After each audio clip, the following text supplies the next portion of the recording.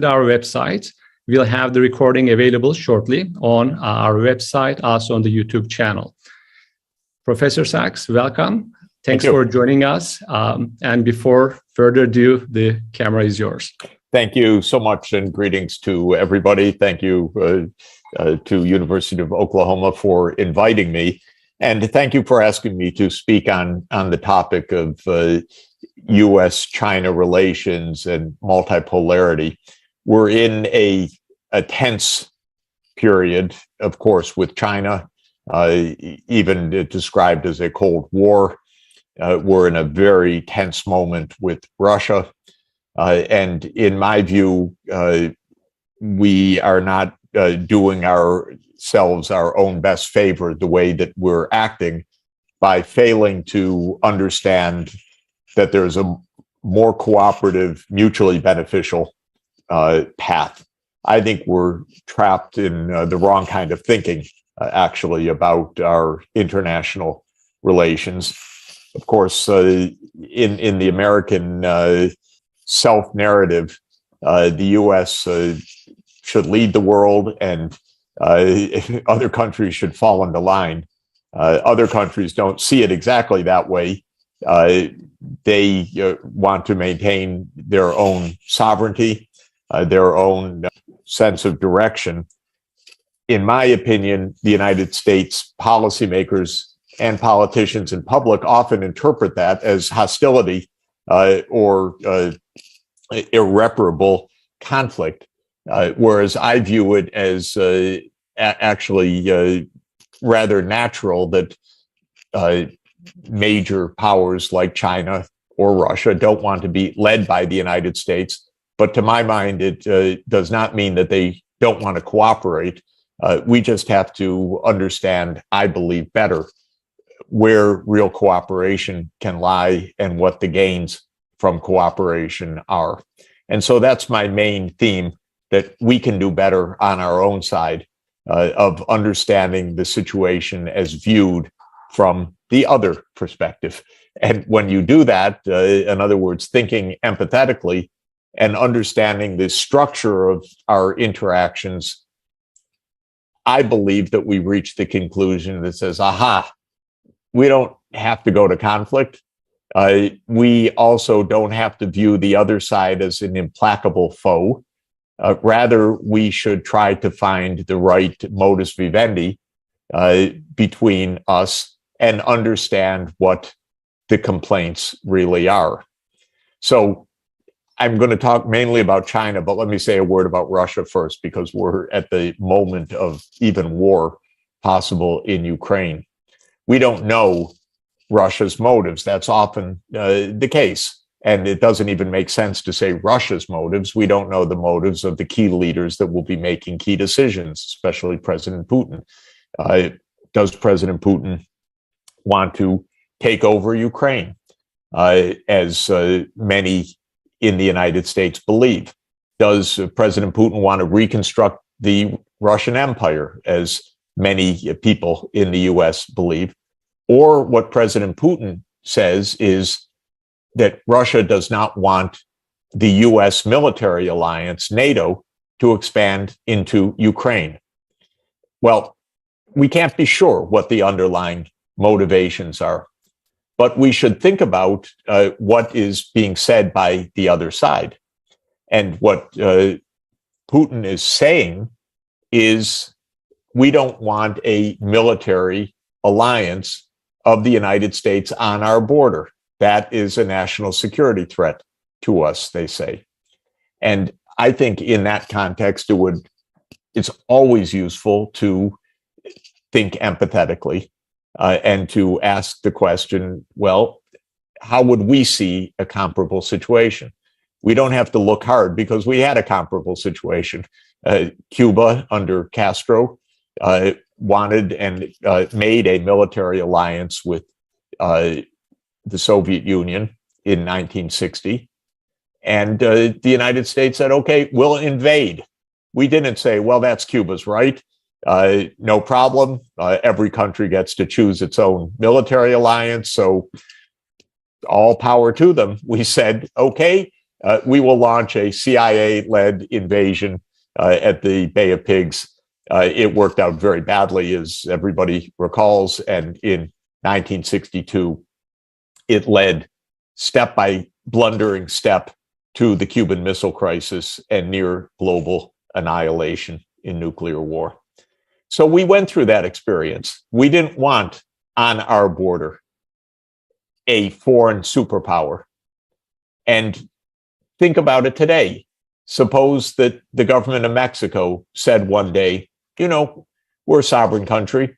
We have a right to choose our own military alliance, and we really want an alliance with the People's Republic of China.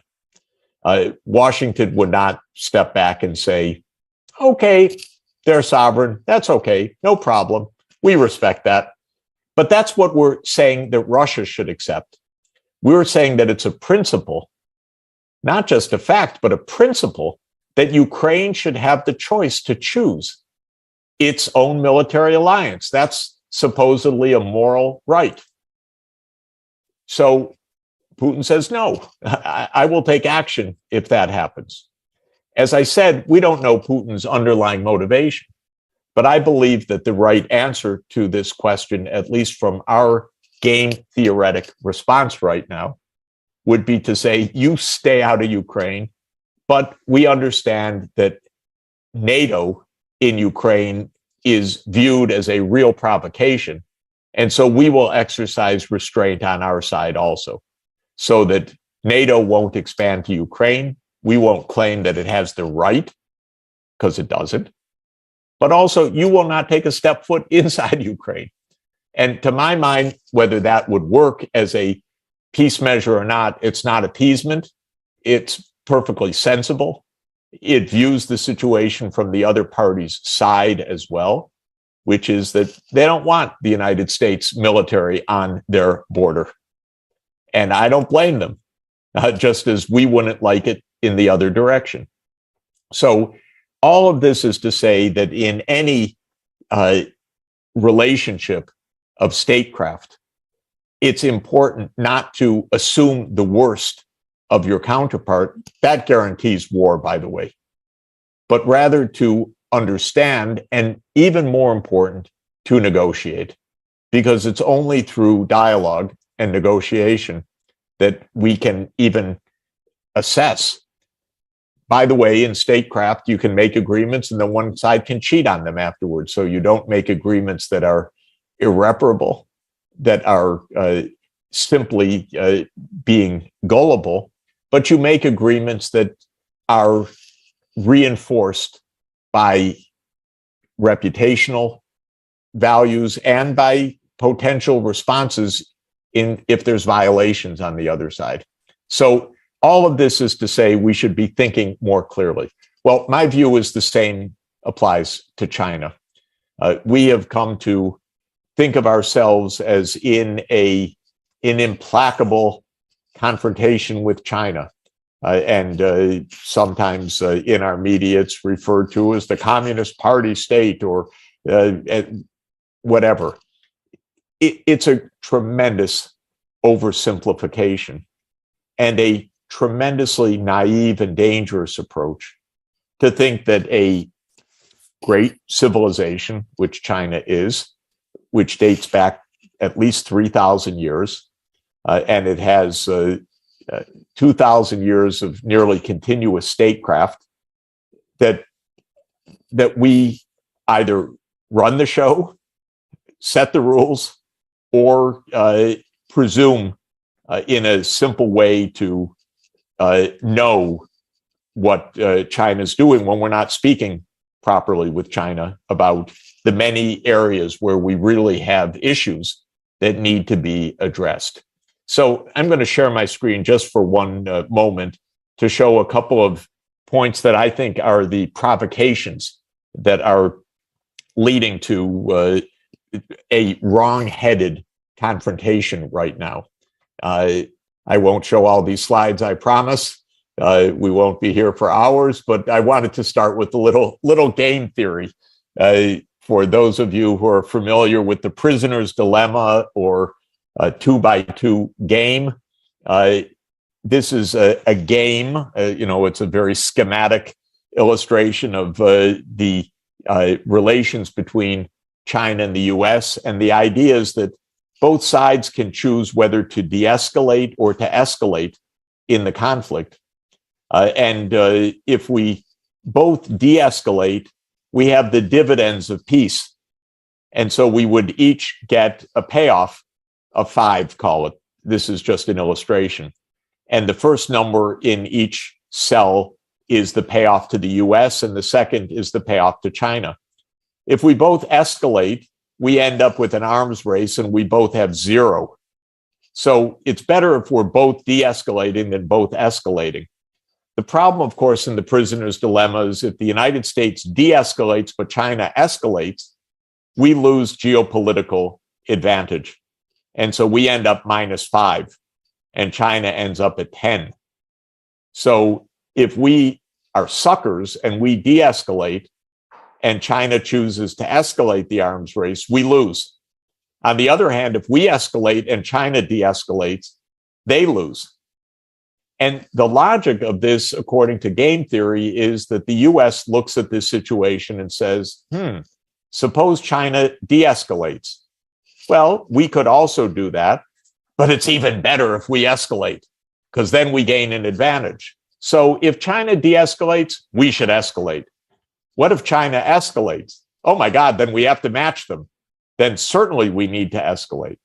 So the logic is no matter what China does, we should escalate. And China, viewing the situation from their perspective, says we should escalate. And hardliners on both sides say, oh my God, of course, no matter what our counterpart does, we should take a hard line, either peace through strength or ready for war. Well, if we follow that logic, we end up at 0, 0. We don't get the gains of cooperation. And that is what's called the Nash equilibrium in game theory. It says take the other side's moves as given, and you play your best move.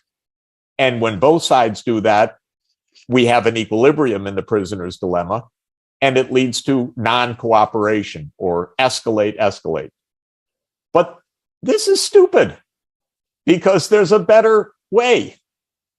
What if we sat down with China and said, oh my God, we're trapped in an arms race. Why don't we both move to de-escalate together? And we'll make, if you cheat on us, we'll never cooperate with you again. What's called a trigger strategy. But let's get the benefits of cooperation. Well, how can you do that? You have to negotiate. You have to create mechanisms of ongoing communication. You have to create threats that if one side cheats, the other side will pay the consequences. But what we know from game theory is that we don't have to live with the stupid Nash equilibrium. Human beings are perfectly capable of cooperating. They're perfectly capable of going from 0, 0 to 5, 5. And that's why every day I suggest to the US government, don't tell me what China's going to do. Talk to China, because there are so many areas of joint benefit: climate change, fighting global poverty, global economy, stopping COVID. All of these things would be much better done if we're cooperating. And don't tell me that we can't move from 0, 0 to 5, 5. You guys aren't even trying, I say to my friends in the government. Because they say, oh, we know China's going to escalate. I say, how do you know? Well, look at the picture. I say, yeah, but talk to them, because there are big gains of cooperation. So don't settle for this Nash equilibrium, which is not a true human equilibrium. It's only an equilibrium if you simply take as given what the other side is going to do. Then you arrive at the wrong conclusion. And I believe that American policymakers believe that China's actions are fixed and hostile. That's how we act. We even say it in our security documents, that China and Russia want to shape a world antithetical to US values and interests. You know what I say to that? Nonsense. because going to China several times a year for the last 30 years, it's not true. What China wants to do is be prosperous, powerful, capable, secure, just like we do. They're not interested in shaping a world antithetical to our values and interests. They're interested in their own well-being. And their own well-being is enhanced by cooperation with the United States, not by confrontation with the United States. If we take as given that they're out to destroy us, okay, we'll end up in a non-cooperative arms race. But if we actually realize how big the gains from cooperation are, we'll end up in a better place. I think what's really going on, though, is something more basic, which is the US has high anxiety about China's economic rise. And the reason is mainly that China was poor 40 years ago. Now it's not as rich as the United States, but it's had a big increase in the economy. And because there are 1.4 billion people in China, more than 4 times the American population, that looks threatening to Americans. But it should not be, it is not threatening per se, it just looks threatening. And there's a basic misunderstanding. And this graph, I think, can help to explain what's happening. It's a little bit busy, and let me just describe. These are the shares of the world economy of different regions. So the United States is the blue line. Back in 1820, at the beginning of this graph, the United States was a couple percent of world output. By 1945, we were 30% of world output. Victorious in World War II, industrialized, powerful, and we felt we're pretty invincible. We're the biggest economy in the world. And that's the blue line. But since 1952, our share of the world economy is diminishing because other countries are developing, especially in Asia. The green line is Western Europe. Western Europe industrialized even before the United States. The UK was the first industrial economy. And so Europe had a bigger population and earlier industrialization. And that's why in the 19th century, the British Empire ruled the world. But Europe also had a relative decline. Now look at the red line. That's Asia. In 1820, Asia was 60% of the world population.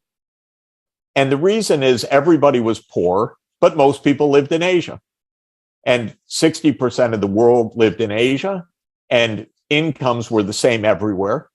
And so 60% of world output was in Asia, especially China and India. Then Britain industrialized, and with an industrial navy and army, it went and beat the hell out of the rest of the world and conquered India completely by 1857 and invaded China in 1839 in what historians call the First Opium War, burned down the Summer Palace in the Second Opium War, and basically used its naval superiority to dominate the world economy. And Asia went into a decline. By the end of the 19th century, Asia was really in poverty. And by the end of 1945, all of Asia, with more than half the world, was a smaller economy than the US economy and Western European economy. That's the bottom of the red curve. But then, of course, look what happened after 1945, after World War II. Asia started to recover. Why? Because it had economic development. And China and India both had economic growth, though China's was even more remarkable. Very successful, well done, well managed. And so Asia is returning to be a central part of the world economy. Of course, Britain lost its empire. India became independent in 1947. China became independent even of Japan, which had invaded it, in 1949. And based on that national sovereignty, both countries expanded considerably, as did many other parts of the Asian economy. So we're in a different world now. And another way to see that is that the Western world and the East Asian world are about the same size economy now. If you add in the US and Europe together and compare that with China, Japan, Korea, and Southeast Asia, it's the same size now. So this is the big historical change. We think we run the world, but something happened in between, which is that technology, literacy, development spread more widely. So I believe that's not because the other side is evil. It's just because it's catching up for lost time. And the lost time came because we were evil. We were imperial, the US to an extent, but especially Britain, France, and so forth, which took over much of the Asian world. And then after World War II, the Asian countries achieved independence. And China's now a bigger economy than the United States, measured in what are called international prices, standardized prices. This frightens Americans. But we should remember that in per person terms, the United States is still much richer than China, much richer. But China's a big place and a proud place, and it doesn't want to be bullied. And I say that's fine from my point of view. We don't have to bully China. China doesn't have to bully us. We need to reach the upper left-hand quadrant of our two-country game. That is cooperate, cooperate. Now, there are many issues of cooperating. I'm going to pass all of that back. Just to say, maybe I'll stop here for one moment. President Kennedy said something in 60 years ago in his inaugural address that I think is really important. He said, "The world is very different now, for man holds in his mortal hands the power to abolish all forms of human poverty and all forms of human life." That is our reality in the world today. We could destroy or we could solve our problems. And now we could destroy in two ways, ecologically or militarily. And yet we could solve our human problems because we are wealthy as a world with great technology. So to my mind, the gains from cooperation are very strong. And the areas that I would list for key cooperation are ending global poverty, protecting the environment, resisting the rise of inequality, managing all of the big shifts of population age structure and so on, and urbanization, and maintaining global peace. So these are big gains of cooperation. This is what it means in real terms to go from 0,0 to 5,5 in our game together. We should sit down with China and say, if we work together, my God, what we could accomplish, as opposed to fighting with each other. And I will stop there, Firat, so that we could have some discussion. But this is my main point. And my real point goes back to the observation that I made with NATO as well. We misunderstand a lot of the reasons for conflict. In recent months with China, we've said, China's going to invade Taiwan. But what China says is something quite different, which is Taiwan, which is part of China, many want to secede. We didn't like it very much when the US had its secession and fought a civil war. China doesn't want to have a civil war. The United States has been saying, don't you dare invade Taiwan. But what we're really saying is that we're intervening in internal China matter, which makes China furious. And the more furious China gets, the more the United States seems to intervene by saying, don't you dare threaten Taiwan. And China says, don't you meddle in our internal affairs. And some politicians in Taiwan then say, maybe we should secede because the United States will help us. Well, God forbid there should be a war between mainland China and Taiwan, and even worse, in which the United States became involved, because any of these could be a devastating world war. And so we need to be a lot more cautious on how we act and a lot more attentive to the perceptions of the other side. Let me stop there and turn it back over to you.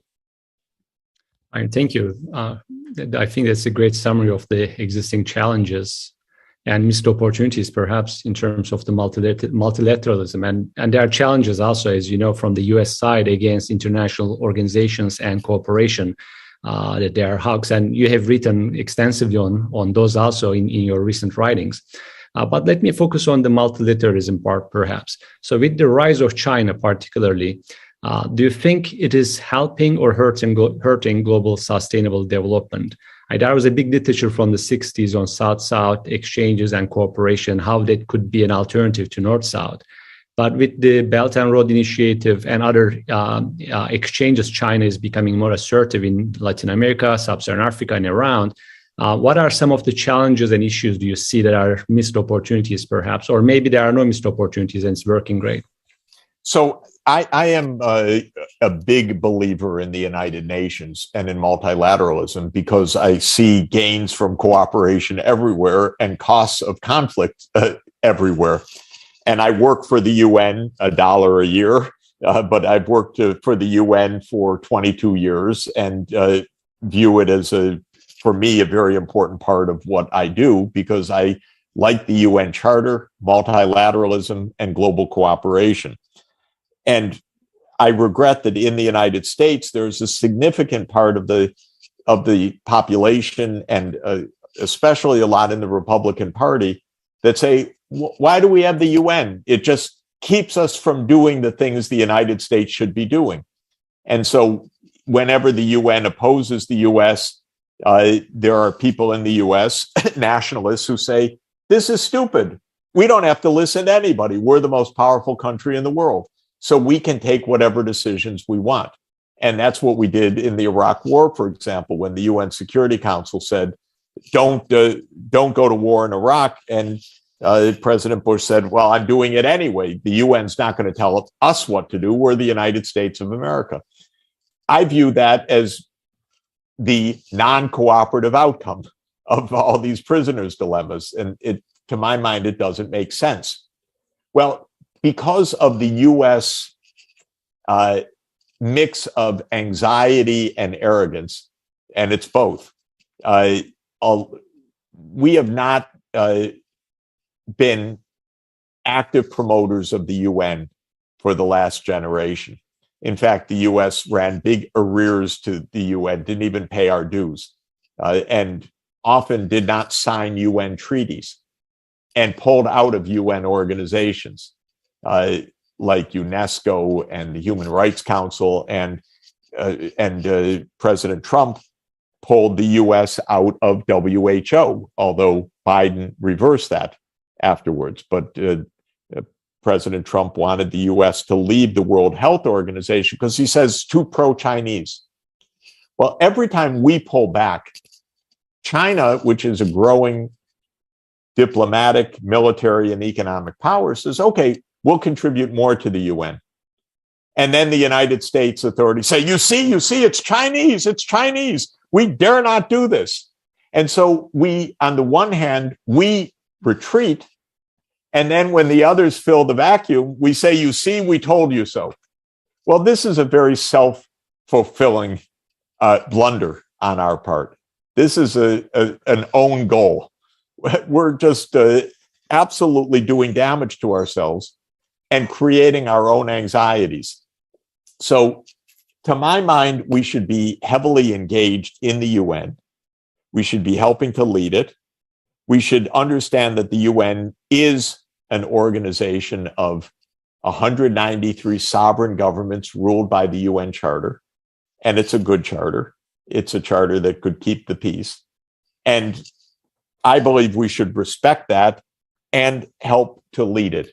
in fact, which we haven't been doing. We don't even sign or ratify UN treaties for the last 20 years because the Senate is opposed to the UN system, or a significant part of it. So you can't get a 2/3 vote for ratifying even treaties like the UN Law of the Sea, the Convention on Biological Diversity, the Paris Climate Agreement was never put to the Senate for a vote, and many, many other treaties. And I think it's a huge mistake for the US. Then comes China on financial initiatives like the Belt and Road Initiative, which is lending money to other countries to help those countries build their infrastructure, especially hydroelectric power, roads, and other basic infrastructure. And the attitude in the US government has been, you see, it's a terrible trap. This is to put those other countries in debt and so forth. This is not my experience or impression. My experience is that what China is trying to do is drum up business for its companies. It's trying to increase its diplomatic presence, and it's trying to contribute to regional and global development, the same way the United States does when it makes loans. And so I don't see anything nefarious about the Belt and Road Initiative. I don't like every one of the projects. Sometimes I think the projects are poorly designed. But as a general principle, it's not a trick by China to get countries into bad debt. Not at all, by the way. If you're a creditor and you're trying to get your debtors into trouble, you're not very clever, because it's no joy to lend money to others and then not to be repaid. And actually, China would like to be repaid. And it's not trying to create a debt crisis. Some countries will get into a debt crisis if they misuse the funds or if they govern poorly, just like when the US has been a lender or others are a lender. But I think the Belt and Road Initiative on the whole is quite good thing for Africa, because a lot of countries that don't have electricity are getting hydroelectric power. There are countries that don't have roads are getting road building and so on. The United States is going to launch, actually within days, a counterpart project called B3W, Build Back Better World. Good, that's fine. I don't mind the US competing peacefully with China. Okay, they have Belt and Road, our program's even better. No problem. That kind of peaceful race to the top is not bad. At the same time, though I don't see it happening as it should, I'd like our program actually to cooperate with China and with Europe to say, why don't the three big economies cooperate to help impoverished African countries to build infrastructure? So it doesn't just have to be competition. It can be that we're working together to achieve the sustainable development goals. And that's what I'm trying to promote. Just to follow up on that point, there are not too many empirical studies because of lack of data from China, but existing studies that compares Chinese lending with US and other more conventional lending sources usually do not find much significant differences in terms of their motivations. But in terms of that great power competition, especially in Sub-Saharan Africa and Latin America, and increasingly Middle East and Central and Eastern Europe too, do you think this creates any new opportunities for countries to experiment with their economic development policies, similar to perhaps the non-aligned movement in the 60s and 70s that allowed these countries? Because as you know, since the 80s, TINA, there's no alternative, became kind of the motto for most development policy around the world. So how do you see that going forward? Do you think the presence and increasing presence of China in other countries, and unfortunately perhaps in competition with the US and other Western donors or lenders, creates new opportunities for development financing and experimentation, as Roderick and others advocate? It does. And I recommend to almost any country have a good partner policy where you say, we are not on one side, we're not on the other side, we want good relations with everybody. And if you can get away with that, it's the best, because any country, poor country, needs finance more than it gets. And so getting finance from Europe, from the US, and from China, and indeed from Japan and Korea, not bad. The problem is the big powers often don't accept that. If you're taking money from them, you're against us. So even though a country says, I'm not against anybody, we're for everybody. We want peace. We want good neighbors. It's very hard in a non-cooperative world to balance this. I also think China China should do better in certain cases. For example, when the Belt and Road Initiative came, the Eastern European countries said, we want to be part of this, more finance, we need it. The Western European countries said, no, this is Chinese, we don't want to be involved. And so China ended up meeting with the Eastern and Southern European part and creating a China plus 16 meeting or China plus 17 meeting, dividing Europe. Now, if I were the European Union, I would not allow that to happen. I'd say, okay, we'll meet with China, but you meet with all 27 of us, not with some part of us. We don't want to be divided by you. So I view it as a blunder of the European Union to be so hostile to China that it enables China to divide the European Union between the friendly side to China and the unfriendly side. The European Union should say, we will have a good, respectful relationship with China, but do not have a meeting with 16 of us. You meet with 27 of us at a time. And I think that Europe should take that. And I think China is being mischievous to have a China plus 16 or China plus 17. It's not devastating mischief, but it's partly a mistake of the European Union that it should be not following the US Cold War line with China. If it does so, it's going to divide itself internally. So I'm afraid of US-China confrontation for both the direct danger, but also the fallout in the rest of the world. Because the US mentality, and it's been this way really for more than a century, is either you're with us or you're against us. That's a very unfair mentality, a very dangerous way of thinking.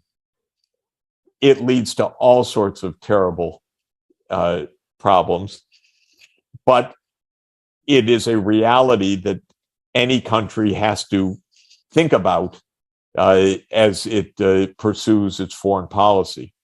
One of the tragedies of Africa, one of the great tragedies, is the history of the Democratic Republic of Congo, which was for a long time the slave colony of the Belgian king.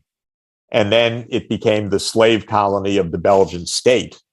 And it got its independence in 1960. And when it got its independence, there was a very charismatic, talented, decent leader who wanted to be non-aligned, named Patrice Lumumba. And he would have been a great first leader of an independent Congo. But Eisenhower and the CIA did not like Lumumba's non-alignment. They said if he's not with us, he's against us.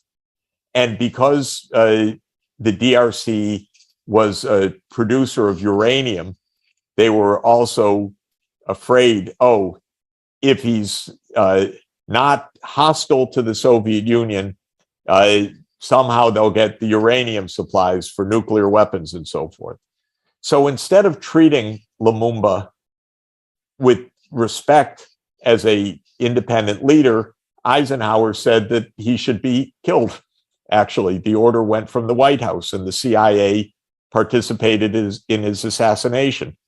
And the U.S. installed a dictator afterwards, Mobutu Sese Seko, who ruled the country until 1997 as a dictator. And that's all from the mentality, either you're with us or you're against us. That's the American mentality too often. So it's quite dangerous for countries in this situation. And I must tell you, I've seen that kind of behavior by the US authorities. I really dislike it terribly. I mean, I think it's extremely dangerous and illegal against international principles. But I've seen it where leaders have told me, you know, the US government's against me. And no, everything will be fine. And then they overthrow the person in a coup. And I've seen it happen with my own eyes. It's terrible. So this is the real danger. And I think it is an area where the US thinking has to really be modernized, because all of those occurrences don't lead to good outcomes for the United States. They lead to very bad outcomes. I fully agree with you there. We have two questions also additional, and I know that we are over time already, and I want to be respectful of your time too. So you tell me whether we can take two more questions or you need to go. One of them is about a topic that you have written extensively, reforming the global financial system, and whether China and the rise of other emerging markets helps, or in what directions changes the debate over reforming the global financial system from, for example, OECD's and G20 agreements on tax havens, right, with corporate tax rates, to Panama Papers type issues, and the lack of transparency and this tax evasion.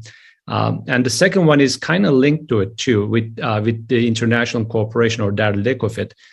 As of yesterday, 85% of people in Africa did not have even a single dose of COVID vaccine, while we are having third, fourth, in some cases, fifth doses in Western countries. And it's mostly because of the lack of access to vaccines, unlike in the United States, which is not lack of access to vaccines, but lack of vaccine uptake, the refusal to take the vaccines. So I'm going to stop there with those two questions. Yeah, and I'll have to be brief because I do have to run, though I'm very much enjoying being with you. The whole international financial scene has two fundamental issues. One is that it finances rich countries, but not poor countries very well. So the savings of the world flow to the countries that already have the capital, not to the countries that need the capital. So that needs a lot of rethinking. The second is that the system has been dominated by the US really since World War II. Before that, it was dominated by the UK. The dollar has been king. And we use that power not just for finance, but also for politics. We have sanctions on countries everywhere. We say, and we enforce those sanctions through the banking sector, because we tell other countries, either you play by our rules or you can't use the international banking system, the so-called SWIFT settlement system, which is based on the US dollar. So we have sanctions on Iran, we have sanctions on North Korea, we have sanctions on Russia, we have sanctions on Venezuela, all over. And these are unilateral sanctions. They're not through the UN. We say this, you have to do this, and if you don't do it, we block you in international settlements. I have many problems with that. One is I don't think one country should have that power to punish civilian populations in other countries, because these sanctions are very devastating in many cases. But second, as a practical matter, I think what the US is actually doing is speeding the adoption of alternatives to the dollar. And so I don't see this kind of power lasting for the long term. And therefore, we're in a transition from a dollar-based system to a multi-currency-based system. And I think that China will develop a payments mechanism that isn't dependent on SWIFT. And Russia wants to do that for obvious reasons. And it's a big question, because we want actually a global system so that we can trade and cooperate with each other. But if we use it for just national purposes, it isn't a global system anymore. And so I think the US is overusing the sanctions because they regard it as cheap and expensive. It's not, American soldiers. It imposes high costs, but it's not a long-term political tool because other countries are going to say, there are other ways to do banking. We don't have to use the dollar for banking. So I think that these two big issues are present reform issues, very complicated, unfortunately, not for us to go deeper in just a few minutes, but both the issues of reforming the international financial system and the evolution of the international monetary system. Keep your eyes on it, get involved as researchers and students because they're fascinating and it's a very active... Perhaps I should describe it as a sense of frustration about the single-minded, or rather the one-sided narrative about the Russia-Ukraine conflict, which we are, at least in the Western media, being confronted with on a daily basis. You know the story. The conflict is relentlessly being described as an unprovoked invasion by Russia.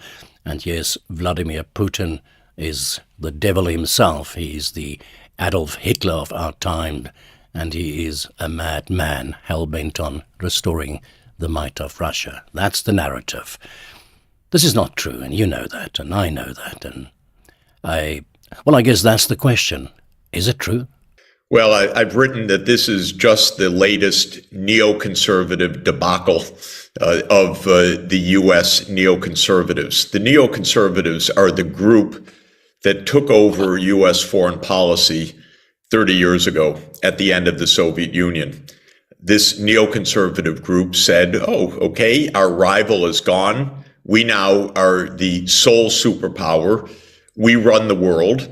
We are the hegemon, to use the term that the international relations types use. Yep. Or as the military in the U.S. says, we have full spectrum dominance. Now, the idea was 30 years ago already, we can basically do what we want. And they have tried in Iraq. They have tried in Syria. They have tried in Libya. They have tried in Afghanistan. And what they've tried to do is to say the U.S. runs the show. It fails all the time.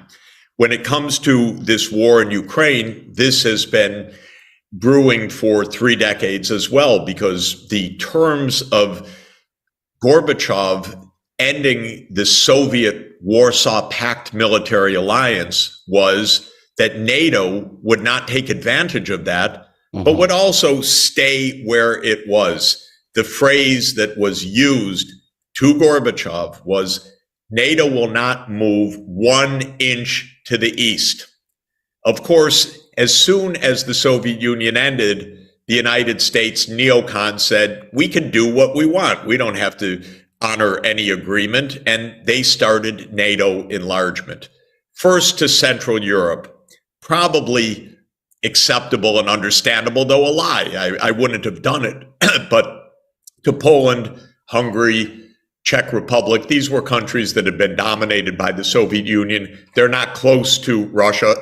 They weren't any direct threat to Russia to have them as part of NATO. But then, starting in the 2000s with George W. Bush Jr., who really was the neocon administration par excellence, with Cheney as his vice president, the one who made the Iraq War, for example, they enlarged NATO to 7 more countries: Romania, Bulgaria, Lithuania, Estonia, Latvia, Slovakia, and Slovenia. Now, that's coming pretty close to Russia, and Russia kept saying, don't do this. It's provocative. You told us you never would. You're getting to our borders. You're threatening our security. And then in 2008, George Bush actually did the horror, though privately, of the Europeans, said, we're going to expand NATO to Ukraine and to Georgia. Now, if you look at a map, and I hope your listeners do look at a map, if the NATO alliance expanded to Georgia and Ukraine, the idea was and would be to encircle Russia in the Black Sea, because you'd have NATO in Ukraine, Romania, Bulgaria, Turkey, and Georgia. You'd actually encircle the Russian naval fleet, and as U.S. neocon strategists said, that would end Russia as any kind of even regional power. It couldn't project any kind of power, even naval, in the Eastern Mediterranean. That was the idea. The Russians were beside themselves, and Putin said in the 2008 Bucharest NATO summit to Bush, to his face, if you do this, we will take Crimea, because that is, for us, core security. Americans are incredibly arrogant at this governmental level. They believe they don't have to listen to anybody. But, there was a breathing space in 2010 because a pro-Russian president was elected in Ukraine, Viktor Yanukovych. Yeah. And he said, we should be neutral. We don't want to be caught in a trap between the United States and Russia. We will be neutral. Yeah. But that's not good enough for America. You're either with us or you're against us. So the United States worked pretty hard to overthrow Yanukovych in the so-called Maidan in late 2013 and early 2014. I want to talk to you about what happened in 2014, but I just want to go back to the early 90s, the collapse of the Soviet Union, and the promises made to Gorbachev. Namely, if the Warsaw Pact is dissolved, NATO will not move an inch towards the east. That was the promise that was made. A lot of people are disputing that. My question to you is there a paper trail or documentary proof of this agreement, or at least this verbal promise? It's thoroughly documented. People can go on something called nsarchive.gwu.edu. GWU is George Washington University, and it's the National Security Archive, or nsarchive.gwu.edu. And the title of the folder is NATO Expansion, What Gorbachev Heard.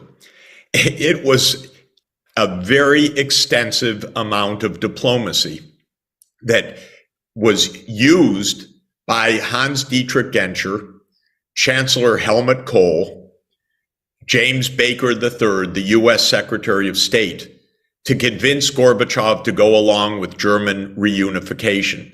It was not casual. It was detailed. It was briefed in detail. It's all documented. It's not an issue. Remember, in statecraft, countries lie. The United States lies for a living. And people could say, yeah, well, what's new? Well, they're lying about this one too. It's convenient to say these promises weren't given, and they say it. And they get away with most things because of powerful government dominates the media. Yeah. But the fact of the matter is, it was explicit. And Gorbachev was very explicit. And that is, yes, we can go forward, but it would not be acceptable for NATO to expand eastward. Yeah. Then Yeltsin picked this up, I know, when he became president. And he said repeatedly to Clinton, don't do this. And then the U.S. government line is, Yeltsin accepted it. What does it mean, accepted? What he quote accepted is that Clinton said it's going to happen whether you want it to happen or not. That's what he accepted.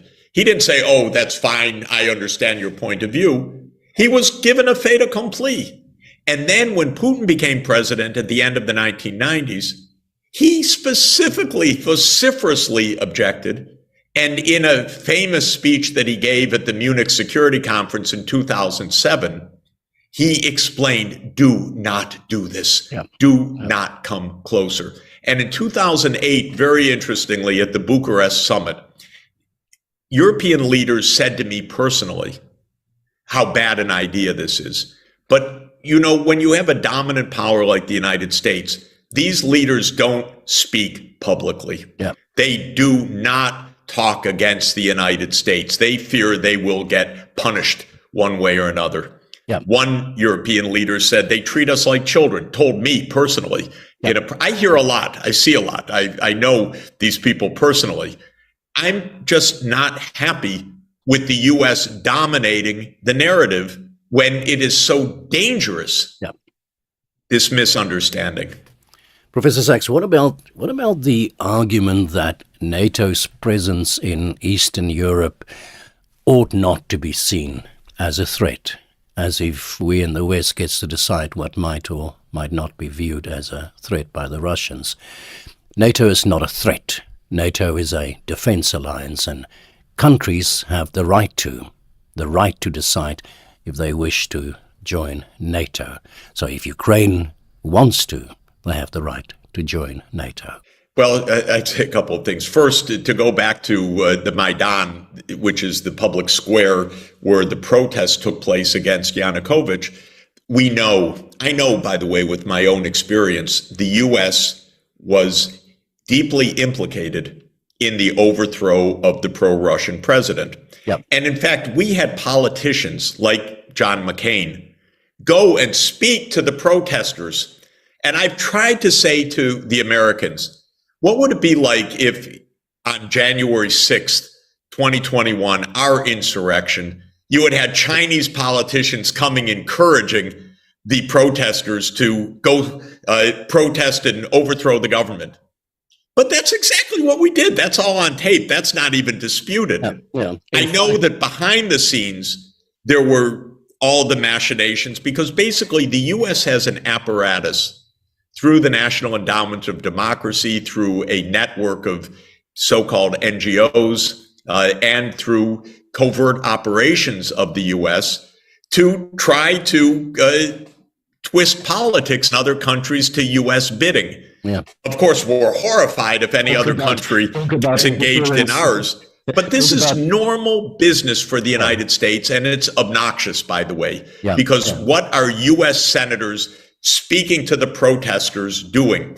The moment that Yanukovych was overthrown, then the U.S. recognized the next pro-Western government, and all of the talk of neutrality was thrown aside. Suddenly it was all, we want to be part of NATO. Well, what do you know? And then, as Putin had said, if you go forward this way, I need to take back Crimea because that is absolutely core national security.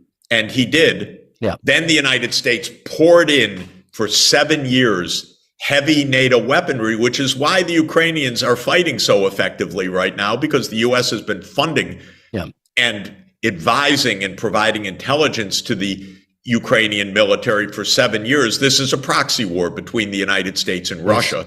The Ukrainians are dying, but it's the U.S. weaponry and it's the U.S. intelligence and it's the U.S. operations, it's the U.S. funding that is at the essence of this war.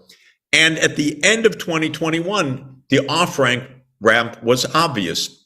The United States just needed to say to Putin's demand not to enlarge, we will not enlarge. Then there would not have been this war. And I called the White House and I said, please negotiate. The White House said, no, this is Ukraine's right. This is ridiculous, by the way, because what we did was trap Ukraine in a devastating proxy war.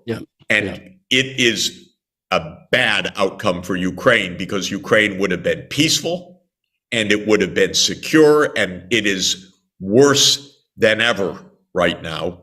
So that's one point. But the second point about this right, this is a U.S. military alliance. It is not a defensive alliance. It is a military alliance. It's often offensive. It bombed Belgrade for 41 days in 1999. It overthrew Muammar Gaddafi in 2011. It did the U.S. bidding in Afghanistan from 2005 to 2020. What's What's defensive about this? It doesn't operate under the UN Charter. It is a U.S. military alliance, which Russia does not want on its 600 kilometer border with Ukraine. And I don't blame them. And I find it absolutely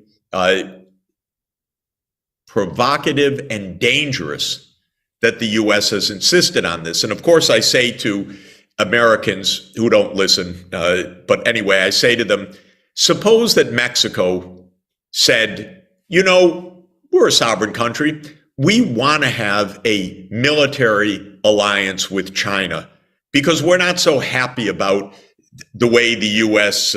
proceeds with its war on drugs or anything else or the refugee problem. So we're going to have a military alliance with China. And you think the United States would say, yeah, that's great. You're a sovereign country. We're so happy for you. Congratulations. The U.S. would invade in a nanosecond. Yeah. And by the way, when Fidel Castro tried that in 1960, 61, the U.S. invaded. So, and the U.S. announced in 1823 the Monroe Declaration. It said to the Europeans, you keep out of the Americas. It didn't say, these are sovereign countries. They can decide anything they want. It said point blank, this is our backyard. You keep out of the Americas. Okay, So I'm completely annoyed.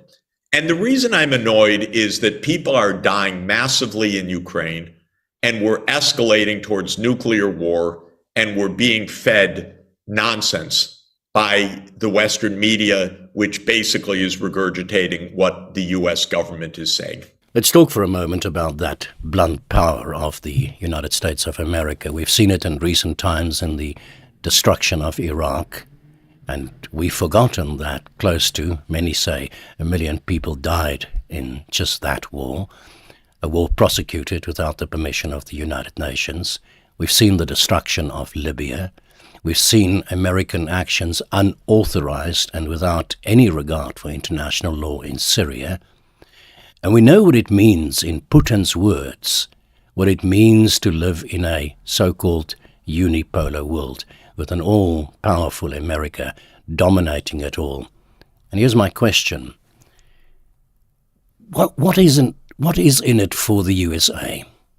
And if I say what is in it for America versus the idea of a multipolar world where we can all have a say, where we can all coexist and cooperate. What is it? What is in it for the Americans? I don't think that there's anything in it for the United States compared to a truly cooperative world where we're actually solving global problems. The United States has spent trillions and trillions of dollars on these awful wars that it has fought. And like you say, it gets away with them. There is impunity. One of my colleagues at Columbia wrote a wonderful paper, a little disturbing, about the fact that the United States overthrew around 30 governments in the Americas in the 20th century. And I've watched some of those coups with my own eyes, by the way, because the CIA is an unaccountable organization. And since it operates in secrecy, it's never held to account for blunder after blunder after blunder. But we've overthrown governments. We've destabilized societies. In the African context, the CIA thought it was really important that Lumumba be assassinated rather than to have a true popular leader in the Congo after independence, that kind of thing, putting the country on a tailspin for decades afterwards, as if this is somehow good for America and so on. There are people who argue the line that, well, this is for the U.S. military-industrial complex or to keep vital resources and so on. There may be motivations like that, but it's so stupid because it does not deliver anything of benefit or security for the American people, actually. But it is a mindset. The mindset is real. I know the mindset. And the mindset, by the way, if anybody plays the board game, which was popular in my youth in the United States, the game of Risk. That's a board game where you have a world map, and the goal is to have your piece on every place in the world. That's how you win. That is the American mindset, I'm sorry to tell you, which is that we're not safe unless we have military bases everywhere. We already have them in 85 countries, 800 overseas military bases. It's not making us safe. It's making the world unstable. Yeah. And this is just a category error and a conceptual blunder, but it is the neocon agenda. I wrote a book in 2019 called A New Foreign Policy Beyond American Exceptionalism. I can tell you it was not a bestseller. I don't know how many people read it, but its effects I don't feel, because basically was saying this approach, this unipolar approach, this idea that America is the one country that gets to write all the rules, this is not going to deliver even for the American people, much less for the rest of the world. Yeah, well, this also at a high cost to the American people, a nation itself torn apart. You've just had your own January 6th insurrection, and whilst you're spending billions of dollars on this proxy war, and we all know this is nothing but a proxy war, with the Ukrainians being the cannon fodder, whilst you are at the same time also moving to the bigger war with China. You constitute, 3% of the world's population, and yet you insist on this incredible dominance in the world. First, we are currently 4.2% of the world population and about 15.5% of world production measured at international prices. So it's a rich country. It's a big country, but not a country in a position to run the world. China, after all, has a population that is more than 4 times the United States, and an economy that at international prices is larger than the US economy. And so how we're going to run China? Well, of course not. And that was the whole gist of President Xi Jinping's speech to the 20th Party Congress this week, which is the United States is not going to run China. And China has also a mindset. If the US mindset is to run the world, the Chinese mindset is the other side is trying to run the world. You know, their view is that the West is tendentious and a threat. And they go back to Britain in 1839, launching the Opium Wars, one of the most remarkable wars in history, because it was a war to ensure free trade in opium in China, if you can believe this. But that was the British. And the British were the Americans of the 19th century, or the Americans are the British of the mid-20th to 21st century. Arrogant, by the way, very arrogant. And the British are still arrogant, though they don't have an empire anymore. They are still the biggest cheerleaders for the war in Ukraine, which is really annoying to me, because also I regard the war in Ukraine like the Crimean War, which was a war in which Britain and France wanted to teach Russia a lesson in the 1850s. And their leader at the time in Britain was Palmerston. And Palmerston just wanted to smash the British Empire. And that's how Boris Johnson or Liz Truss talk right now. Of course, they're a small shadow of what they were in the 19th century. But the language and the Russophobia, the hatred of Russia, actually goes back a long, long time. But none of this serves any useful purpose, and it all becomes vastly more dangerous in that the U.S. really has counterparts right now that are powerful, China being the main one. And China's rise is driving American strategists crazy.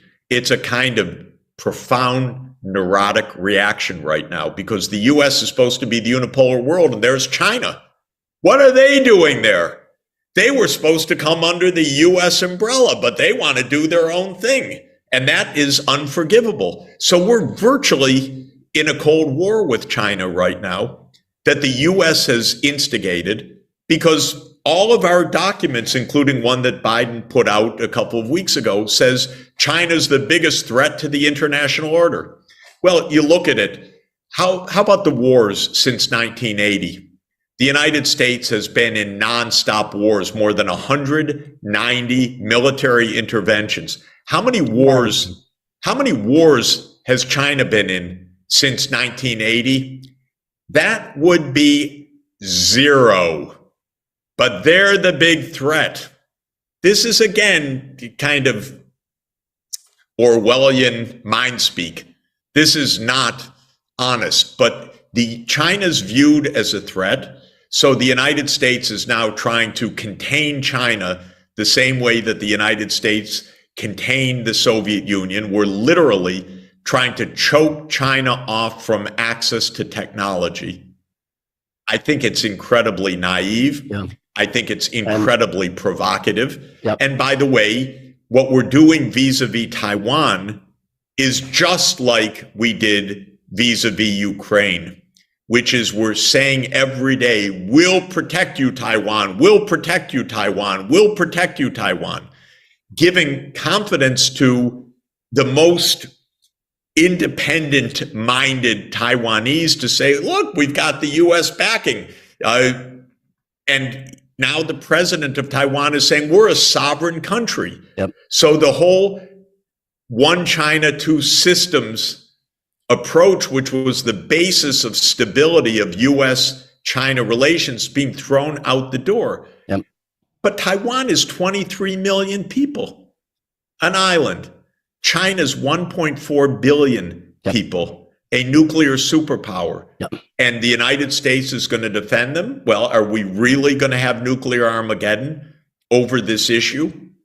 And this is the kind of provocative foreign policy that the United States needs to stop running. Yeah, and then we have Mrs. Pelosi, for absolutely no reason whatsoever, flying to Taiwan to literally poke the Chinese in the eyes. It seems insane and deeply provocative.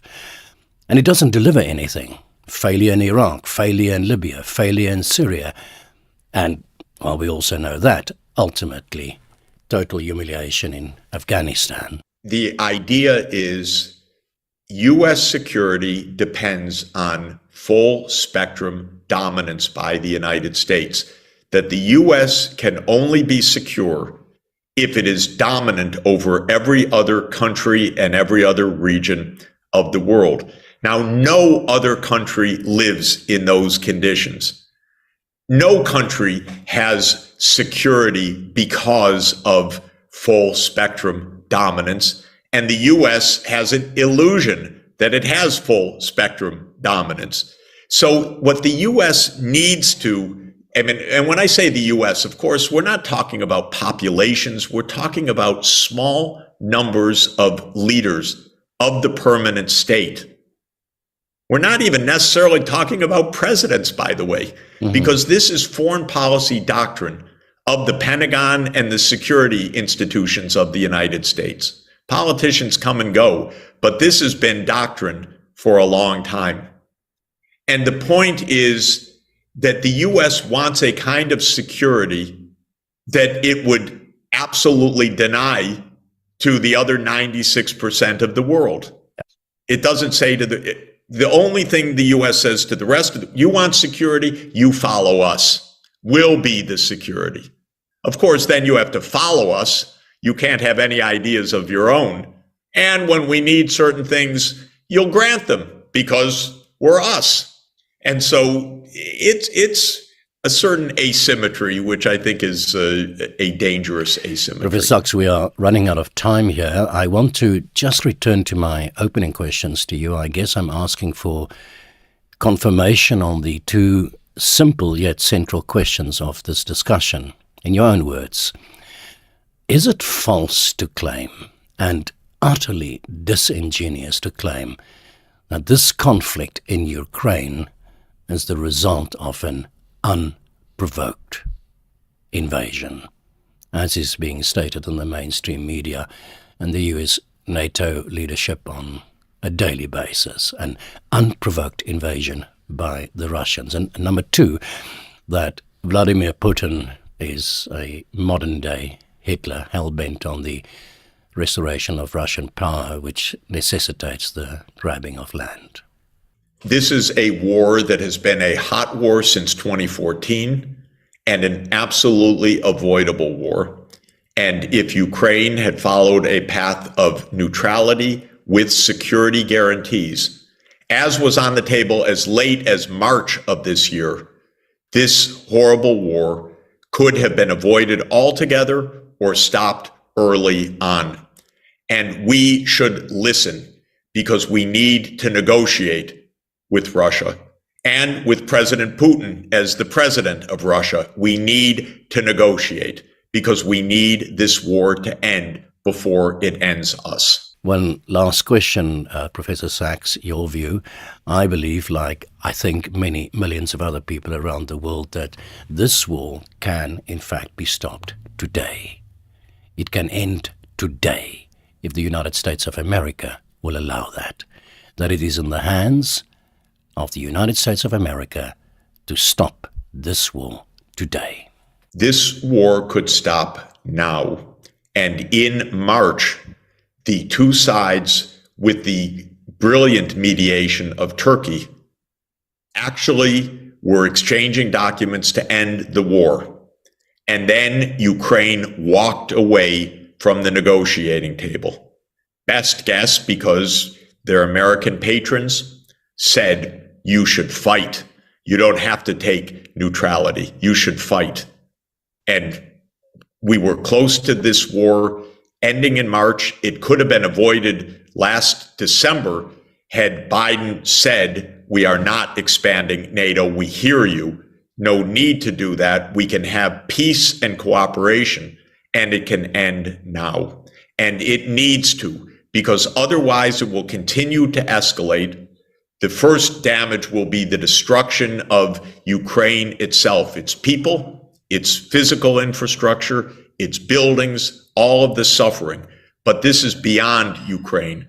This is escalating towards nuclear confrontation.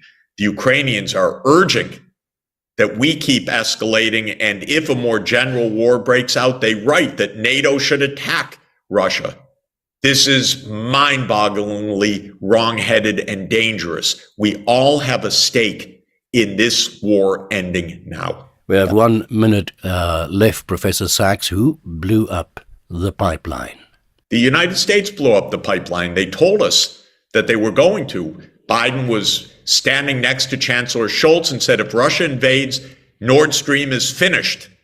And a reporter said to him, Mr. President, that's a Russian-German project. How can you say that? And President Biden said, we have our ways. So that's the presumption until proven otherwise. Lo and behold, the Europeans can't figure out who did it. Lo and behold, the Swedes can't even share their intelligence with Denmark and Germany. The fingerprints are all over this thing. I believe that the overwhelming likelihood is the U.S. did it and tried to point otherwise, but we'll probably hear soon from the Europeans, it was sabotage, but the trail has run cold. We just can't figure out who did it. That's what we're probably going to hear as more patter from the U.S.-led information system. The war continues, the destruction continues, and what I want to know is there any sign whatsoever in your mind, something that you've observed that you might point to that will give us hope? Rob, the 60th anniversary of the Cuban Missile Crisis, with another kind of showdown between the United States and Russia. And so I'm going back to that speech, to the Cuban Missile Crisis, to the lessons that I drew in that book just about every day in my thinking about what events are telling us right now. The 2019 book, A New Foreign Policy Beyond American Exceptionalism, is also directly core to my thinking right now. I do think the United States doesn't get or accept its realistic, constructive place in the world right now, and that this is at least a part of our problem in a world that is increasingly destabilized. I think that both books focus on one fundamental idea, which is that peace is better than war, and peace comes through a constructive engagement with the other side. President Kennedy said in his remarkable speech given at an American University commencement on June 10, 1963, that peace isn't some magic solution. It's not an event. Peace is a process, a way of solving problems. It is a constructive engagement with the other side. It is what I've learned in 21 years of advising the UN leadership. It is diplomacy at its finest.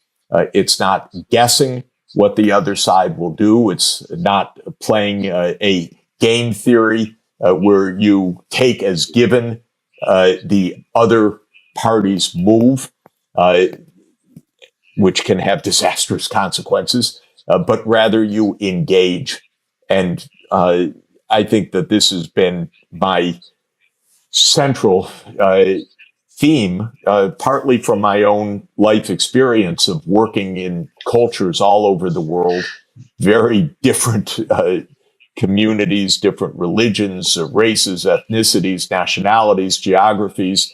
It taught me something about the common fate of humanity, I think. And it also taught me about the wonders of dialogue, communication, and diplomacy. Well, here we are with war, with incredible tensions with China, with the inability to solve major global problems like the increasing derangement of the Earth's climate system. And I believe that in all of these, what we're seeing is a failure of statecraft, a failure of concepts of cooperation, really an application of crude ideas that are like the game theoretic ideas that assume the worst of the other side, for example, and assume you know what's in Putin's mind, assume you know what is in President Xi's mind. And when we behave that way, we get very bad outcomes. So this, I thank you for focusing on those works. And for me, they do reflect my underlying feeling that there's a different way for us to approach global problems, different from what we're doing right now, and it would be much, much safer, more prudent, and more constructive to follow a different approach. Well, I find it fascinating, just putting like what I'll call pattern recognition. You're talking about what John Kennedy did. I remember the old, what I'll call the Bismarck playbook. I took a bunch of courses in arms control and disarmament, and they said that one of the big dangers is when you're failing at home, there's discord. The Bismarck playbook is a metaphor. Find an external enemy so everybody can agree and focus on that. But sitting behind the Bismarck playbook, in the first appendix to that playbook, is the need to cooperate on climate change. So we're not in a place where, forget mutual assured destruction for a moment. We got to cooperate. Well, there's another way we can exterminate Earth if we don't collaborate. And then the last thing I'll throw into this mix is a wonderful book by the scholar Orville Schell and his colleague John Delury called Wealth and Power. And what Orville, who's a good friend of mine, said, he said, Rob, we've got a situation where the Chinese went through centuries of humiliation, Opium War, Japanese invasion, etc. America thinks it runs the world and wants everybody to fall in line behind it. To use the Big Brzezinski's metaphor, We have tectonic plates crashing between two philosophical systems at the head table of the G7, or excuse me, of the G20 that used to be the G7. We are in a situation where you can't even play game theory with different philosophical systems because you're projecting things onto your counterpart that may never have been in their imagination or in their training. So you've got this instability, what I'll call the Bismarck playbook. You've got the end game of climate, and then you have this tension that centers on U.S. China. But we could bring, why didn't Russia, after the de-escalation, the end of the Soviet Union, and I know you've worked a lot there, so I don't know the answer to this at all, but why didn't Russia get the equivalent of a aid program to integrate them into the EU, regain prosperity, dignity through that? And I'll ask you a question. Is the political economy of the military-industrial complex a little bit of the evil that hides inside this dilemma of danger? So there's a lot of intertwined issues there.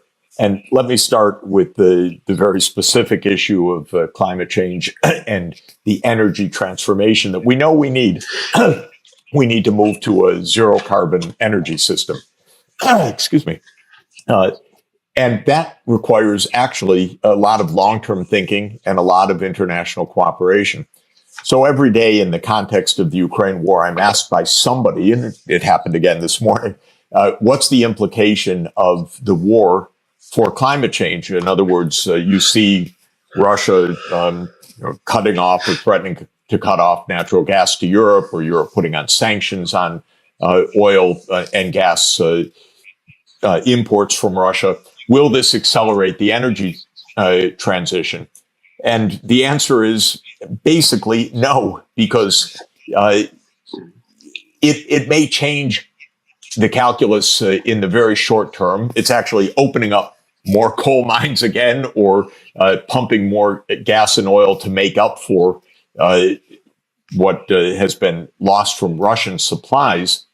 Maybe by raising the price of oil and gas on world markets, it's making some new solar projects more economical and financeable. But all of that misses the main point, which is that the real changes we need are long-term strategic changes in the energy system. And that requires a stable, peaceful, cooperative environment. Even renewable energy, to be efficient and effective, needs to cross borders. It needs to be regional, even globally connected in some ways, maybe in the new hydrogen economy.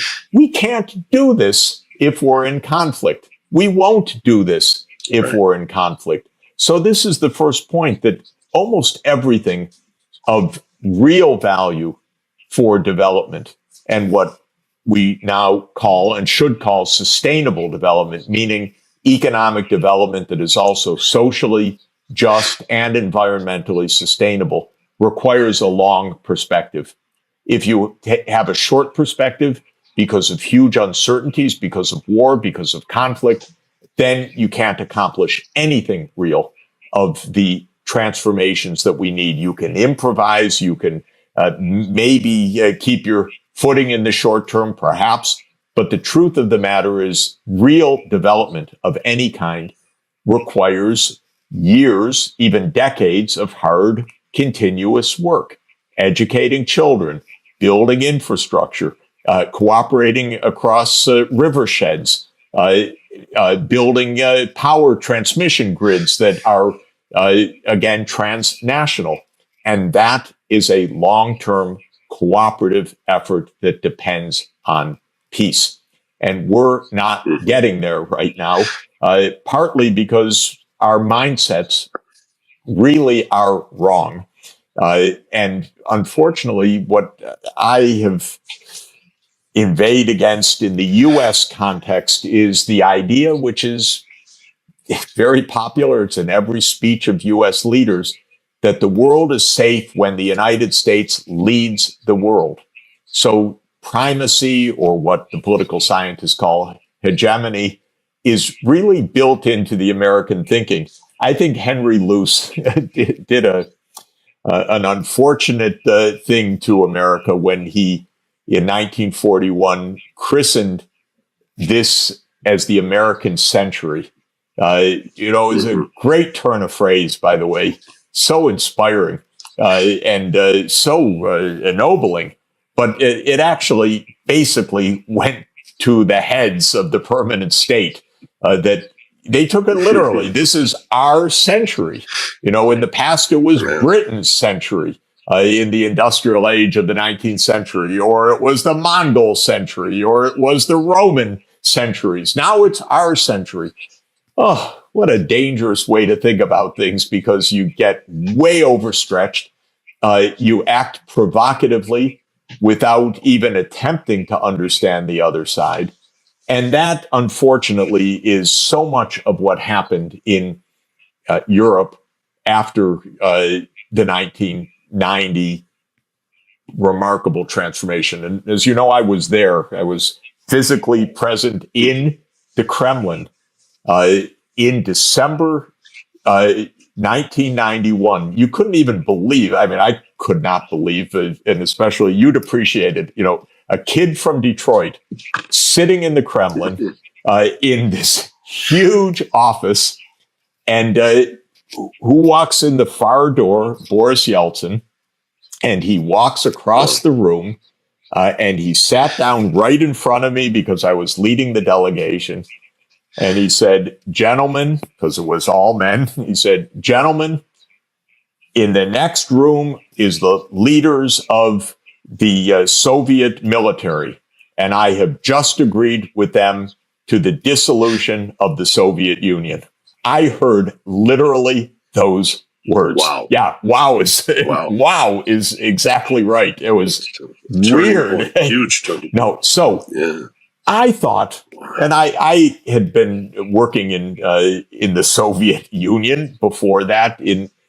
I was told, I don't know if it's true, that I was the first person to brief the Gosplan leadership in its entirety on the top floor of Gosplan, just outside of Red Square, in 1990, to the Politburo leader who headed Gosplan on the transformation to a market economy. And they were taking notes, 50 Soviet leaders on the other side, all with notebooks open, taking copious notes about market economics. But the fact of the matter is, Gorbachev and Yeltsin wanted a common home. Gorbachev, who I regard as the greatest statesman of our age, and who's reviled in Russia for having lost the Soviet Union and for inflation and everything else, he's the greatest statesman of our age because he understood that what we needed was peace rather than a cold or hot wars. And he was ready to even let the system fall rather than shoot people to, quote, save the old system. But his idea, which I know, was a common home from Rotterdam to Vladivostok, that we have a common European home. I believed it. I went to work for his team in 1991, promoting what we called the Grand Bargain, working with Graham Allison, who was then head of the Kennedy School at Harvard, and Stanley Fischer and others. And we recommended a significant financial assistance program to the Soviet Union to support its economic and political reforms. What was the White House response? Complete niet, nothing, nichevo, not anything. We're not doing this. Okay, that was a disaster for, the failure of Western support definitely undermined Gorbachev. Yeltsin emerged after the attempted putsch against Gorbachev, which was in the summer of August 1991. And then I was contacted by Yeltsin's economic leader, Yegor Gaidar, and I came to Moscow. And Yeltsin said to me and said to others, "I want a normal country.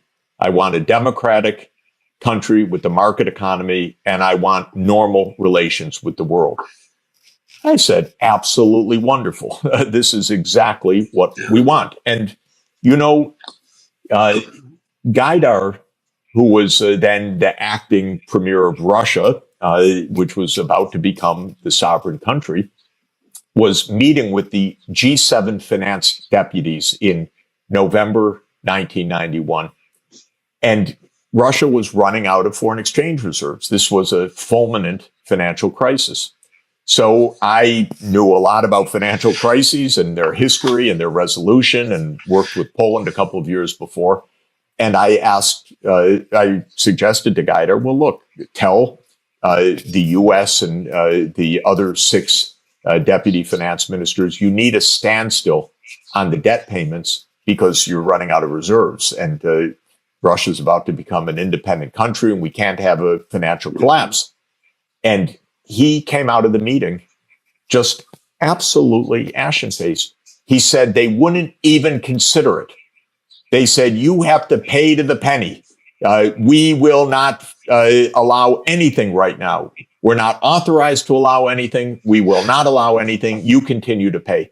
Russia ran out of reserves at the beginning of 1992 as Yeltsin came to power. In other words, a fulminant financial crisis. I couldn't believe it. I spent 2 unbelievably frustrating years trying to get the U.S. and the IMF to do something, and they wouldn't do anything. And Larry Eagleburger, who was acting Secretary of State, explained to me at one point, said, Mr. Sachs, it's not even about what you're advising. Even if I agreed with it, it's not going to happen. And he said, this is an election year. It's not going to happen. And the truth is, this didn't determine all the future, but God, did it show an attitude of obtuseness in the United States. And I didn't appreciate then that Cheney and Wolfowitz were working on their great neocon illusions that now we're the sole superpower. Now we get to do what we want. And they really were working on the next wars because they were going to take away every Soviet ally or Russian ally in the Middle East, knock out Libya, Syria, Iraq. This was a plan already from the early 1990s, according to Wesley Smith. And I didn't know it at the time. I just couldn't believe here we are, this historic moment, a chance to cooperate. And no, we're not going to cooperate. We're going to be the sole superpower. And I just found that obtuseness year after year from the U.S. And by the end of the 1990s, I basically had it because I had seen the U.S. now from all sides. I had seen it from the Latin American perspective. I had seen it from the Central European perspective. I'd seen it from the Russian perspective. I'd seen it from the Indonesian perspective in 1997. We just were not a cooperative country that aimed to work with other countries to solve problems. We were the unipolar great power of the world. We were arrogant, and we were not paying attention to what other countries said. And this manifested itself in a number of financial debacles of these countries that had big effects on the world. It also manifested in what brings us to the war in Ukraine today. Though this is a very unpopular view, it's right, and that is NATO enlargement. What John Mearsheimer has said is right. Kissinger said it, and so many other wise people. George Kennan said it in 1997. Don't do this NATO enlargement. It'll lead to a new Cold War. Now we have a hot war. The Secretary of Defense under Clinton was deciding whether to resign or not when he learned that Clinton indeed would go ahead with NATO enlargement, because Bill Perry, who was the Secretary of Defense, said, look, we're we're starting to improve relations with Russia. Do we really need to risk that right now by peremptory moves of NATO enlargement, especially since unequivocally both the Germans and the Americans had promised Gorbachev and then Yeltsin no enlargement in return for German reunification. Then we lied about it. Well, it's not in writing. We brought out all our lawyers, but good historians know that those commitments were made, and we just want to deny that. And given, the predominance of U.S. government in our media, you can tell any story you want. This is absolutely true. But the long and the short of it, Rob, is that NATO enlargement started. We weren't giving any financial help. We were plotting wars against Saddam Hussein, Muammar Gaddafi, Assad, all the allies of the former Soviet Union, or of the Soviet Union, and then of Russia. Russia has military naval base in Syria, so Assad would be our target, and so forth. No cooperation other than superficial.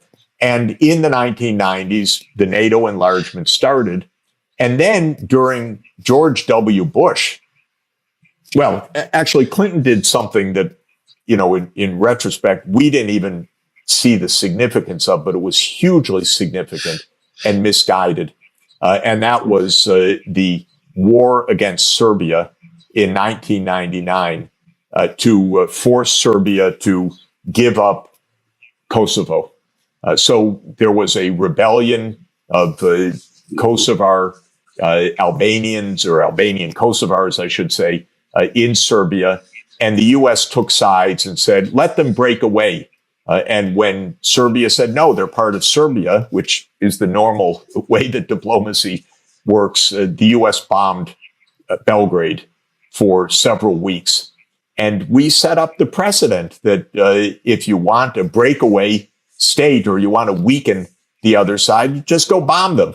And then when Russia says, well, when we do this, we're called the crime of humanity, but when NATO does it, that passes as defending freedom fighters. So isn't there no standard or a double standard?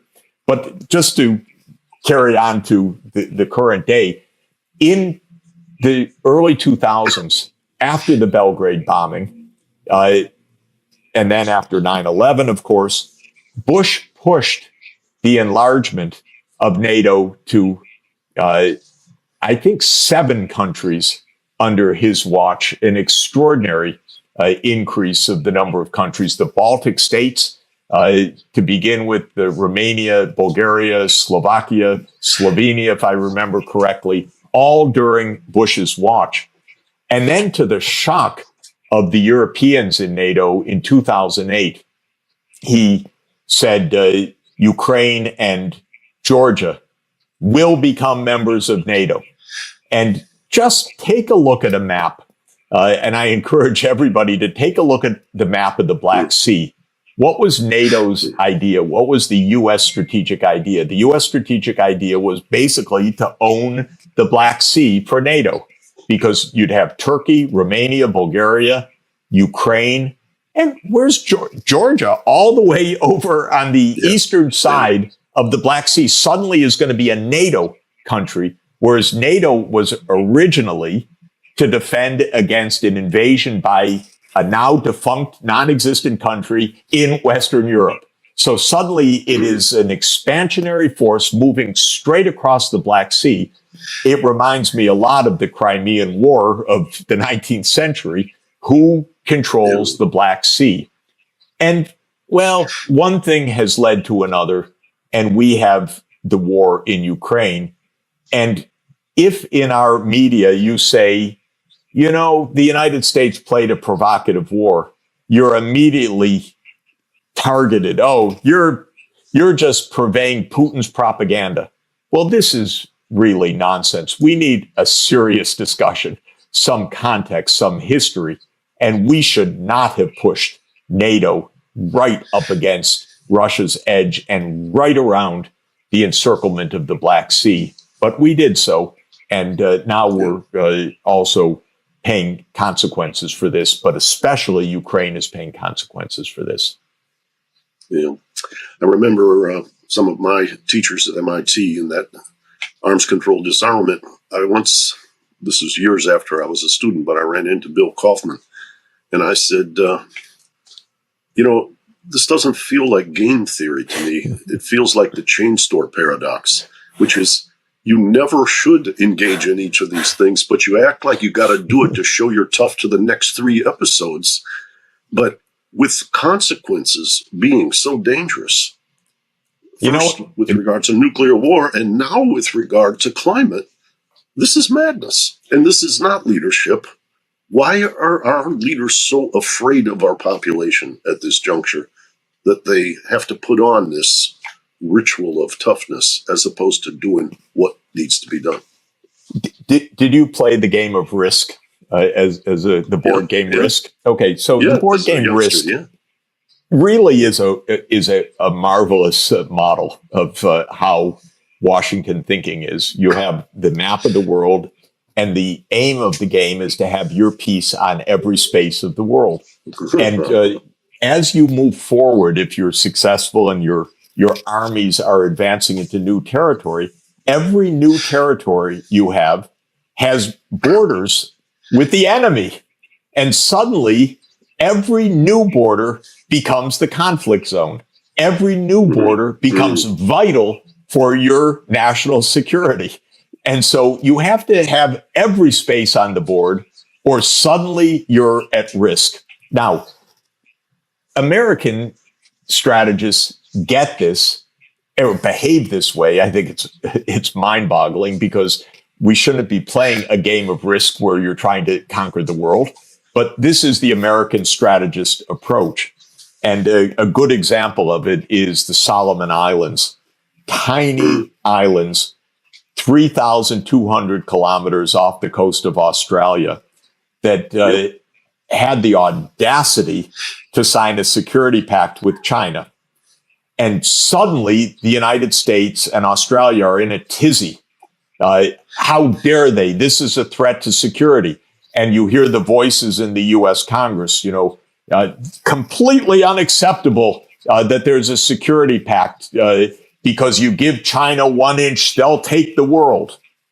But when the United States says, NATO should enlarge to Georgia and Ukraine, and Russia says, no, that's a security concern, we laugh. We say, why is it a security concern? We're peace-loving. We're wonderful. And that's their choice. That's not our choice. We didn't say, well, that's the Solomon Islands choice. We dispatched the deputy of the National Security Council to Asia on an urgent mission to express the U.S. displeasure at the Solomon Islands' decision to enter this pact with China.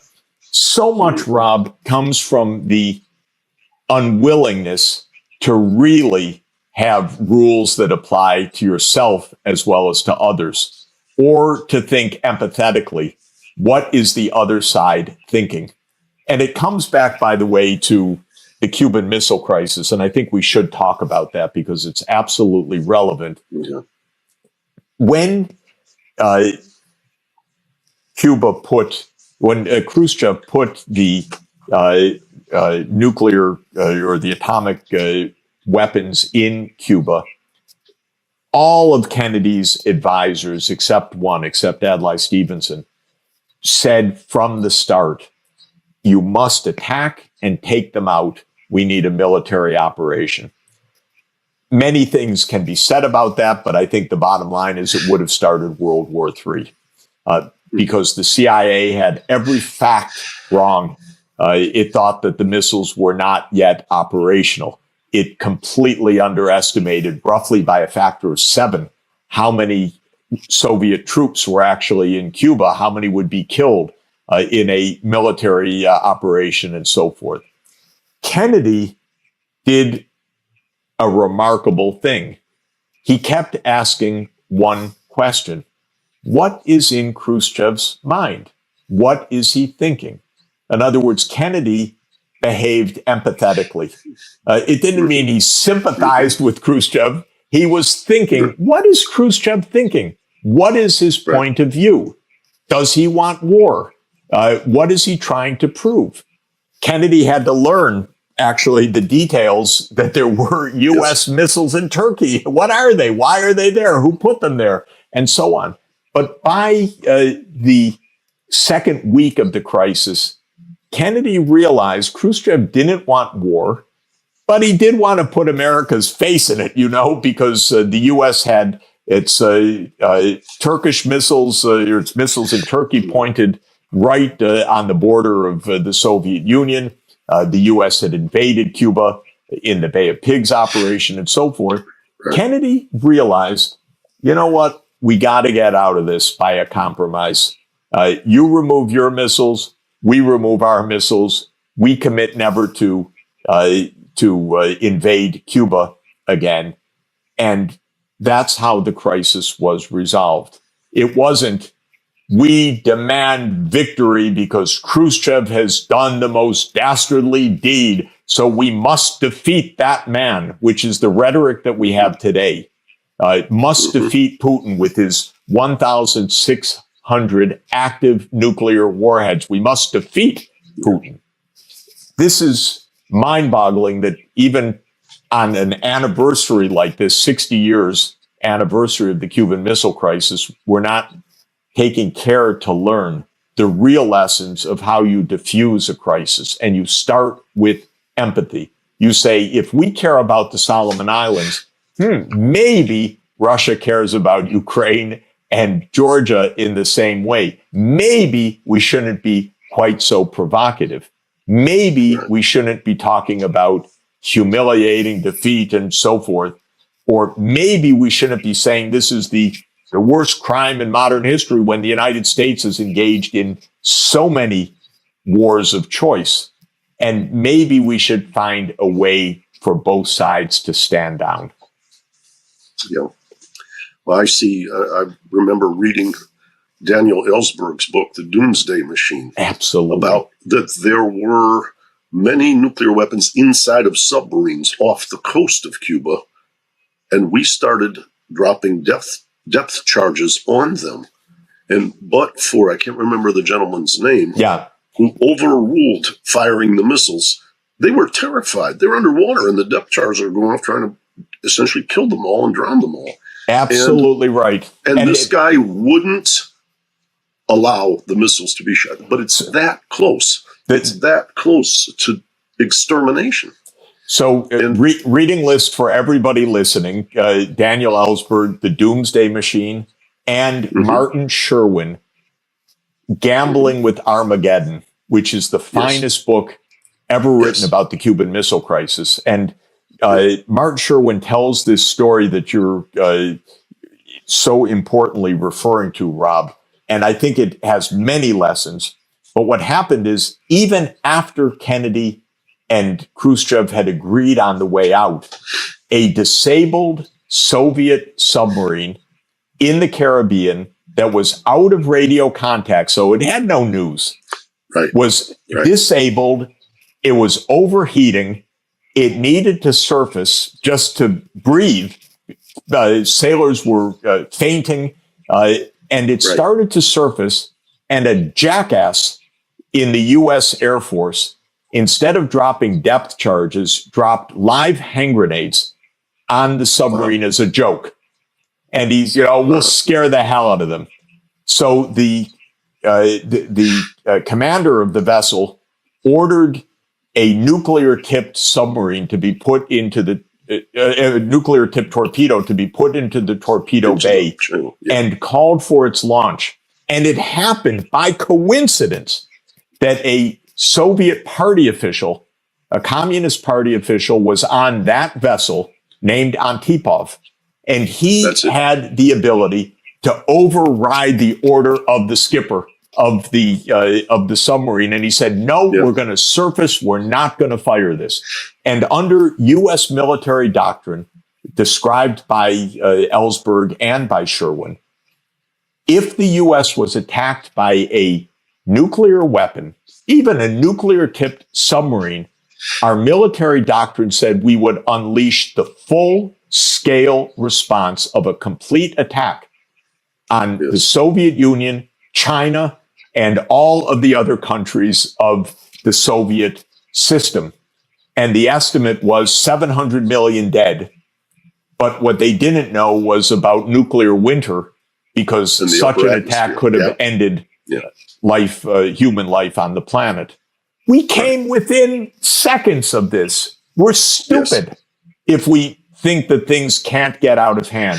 Today, I read about a U.S. general saying, well, we may need to break the Soviet blockade of the port of Odessa to let Ukrainian grain supplies.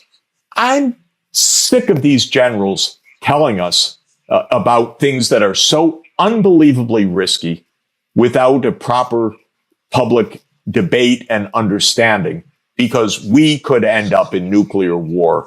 And this is mind-boggling that we are having generals opine on these kinds of military operations, which would be tantamount to direct U.S. war with Russia, in this kind of way. And you're talking about the extermination of life on Earth. I mean, these are not rumors. I've seen in Nature and Science magazine studies of what happens to the upper atmosphere if there's a nuclear exchange. And I encourage many people now. I've been doing a little bit of work with a group called the Quincy Institute, Andrew Basevich. Excellent. Hartung in this group, and exploring some of the ramifications for how our military decisions are being made. And it's really quite haunting to try to understand this dynamic as having anything to do with representing the well-being of America or mankind. And I learned in thinking about American history and politics, which I've been doing pretty much nonstop for 50 years now. It turns out the president's main job in the world is to keep a foot on the brake of the U.S. military machine. Because it's like those old cars that are poorly tuned, that though they're in neutral, they're always revving forward and they're always jumping. You take your foot off the brake, the car jumps forward. And good presidents, great presidents, have been the ones to have the foot on the brake, like Kennedy had the foot on the brake in October 1962. Johnson did not have the foot on the brake, and we escalated in Vietnam. We know that Bush, I don't even know if he was in the driver's seat, much less having a foot on the brake, but we went to so many wars. Obama was no good at this either. So this is a real question. It's a systemic process. It is like the game of Risk. You're always looking, we're, in Romania and Bulgaria, we're at risk unless we're also in Ukraine. So we better expand. Well, then there could be losses in the eastern Black Sea and the Caucasus. So we better expand to Georgia, et cetera, or the Solomon Islands, or what we're doing in East Asia, and just so much chit chat about war with Taiwan and U.S. war with China and Biden piping off and so forth. All of it is provocative. All of it requires actually our good luck that a president says, no, we're not going farther. Korean War, again, had MacArthur had his way, he would have invaded China. We would have used nuclear weapons at the time. Truman, his right decision, no, stop. He had to fire his top general. This is really the job of the American president, because the underlying revving machine doesn't have a natural stopping point. Yeah, I remember I had the late Charles Johnson was a good friend of mine, and I was doing a lot of work in Japan at the time, but he was working on the books like Blowback. He wrote that trilogy about the dangers that foreshadowed the attack of 9/11. saying Exactly. if you're aggressive, you are going to have these consequences, putting the American people at risk. But let me shift, Jeff, as we're coming down the home stretch, to the relation of all of this to budget and the well-being of America. What concerns me is at the level of medical care. The OECD data shows that America per capita spends more than twice the average in the OECD to have some healthcare system that is ranked 38th in the world by the WHO. The second dimension is we have a baby boom creating a demographic bulge where elder care is going to be a priority. We are going through technological transformation that requires transforming the education system towards knowledge-intensive things. What was his name? Sir Ken Robinson, the most famous TED Talk of all time. How schools kill creativity. We got to change that. That involves investment. Now, we've got this military urge and climate transformation. I guess I worked on the Senate Budget Committee under Pete Domenici, and I'm thinking, how are we going to get all this stuff done if we keep playing these aggressive military games? And how are we going to harness the political economy? I always laughed. Domenici said to me one time, well, you're an economist. You know that thing called Say's Law? I said, yeah. He said, how supply creates its own demand? I said, yes, Senator. He says, well, you watch. Every year when we put up the budget, about the time that the military budgets come up, you're going to see all kinds of news about how dangerous the world is. They're using fear to create their own demand. And Adam Curtis, the BBC documentary, he created a series, a 3-part series that you can watch for free on thoughtmaybe.com, and it's called The Power of Nightmares. And so, Jeff, I'm loading you all up, but you can't sit there and be, how would I say, self-righteous budget hawk, tolerate a military-industrial complex that's spending 22 times what any other country is, neglecting older people, neglecting young people, and letting our healthcare system cost twice what it should. And with all the discord of not reconciling those things, the Bismarck playbook comes back into center stage. Well, one of the expressions of Joe Biden that I really like, though I haven't heard it from him recently for an obvious reason, he said, don't talk to me about your values, show me your budget, and I'll tell you your values. And what he means by that is where you put your money, that's what counts in the system. Yeah. And the United States has really messed up the budget. It spends far too little on many areas, like education, like well-being of children. It spends far too much on other areas, like the so-called modernization of our nuclear fleet, arsenal, when we should be negotiating long-term nuclear disarmament. And in general, our budget is a mess. As you say, also, the way we organize key parts of the economy, like healthcare, is to give private monopolies to a crucial sector, ending up overpaying roughly by a factor 2 for our healthcare. We spend almost 20% of GDP on healthcare compared to roughly 10% of GDP in our peer countries.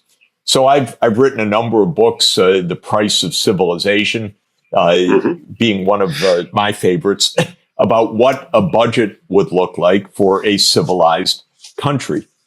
And interestingly, and one of the better parts of a speech that Secretary of State Antony Blinken just gave about U.S. Approaches to China, he said the real approach is we need to invest in ourselves.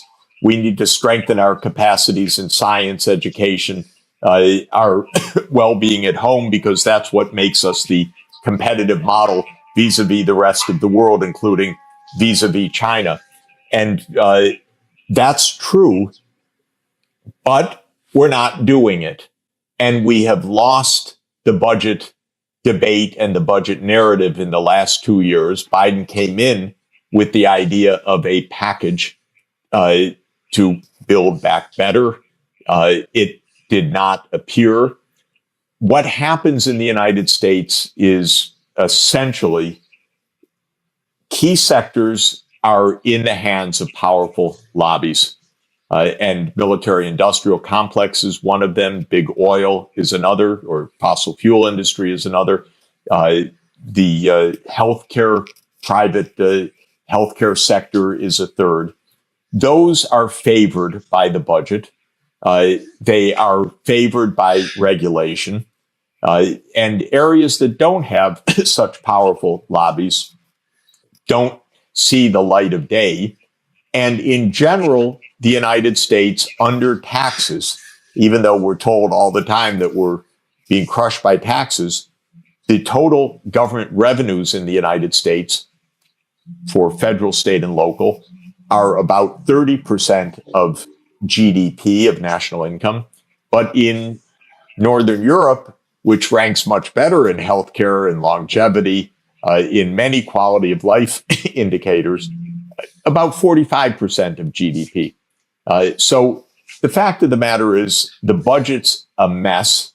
And what foundered for Biden in the end, why didn't his package go through?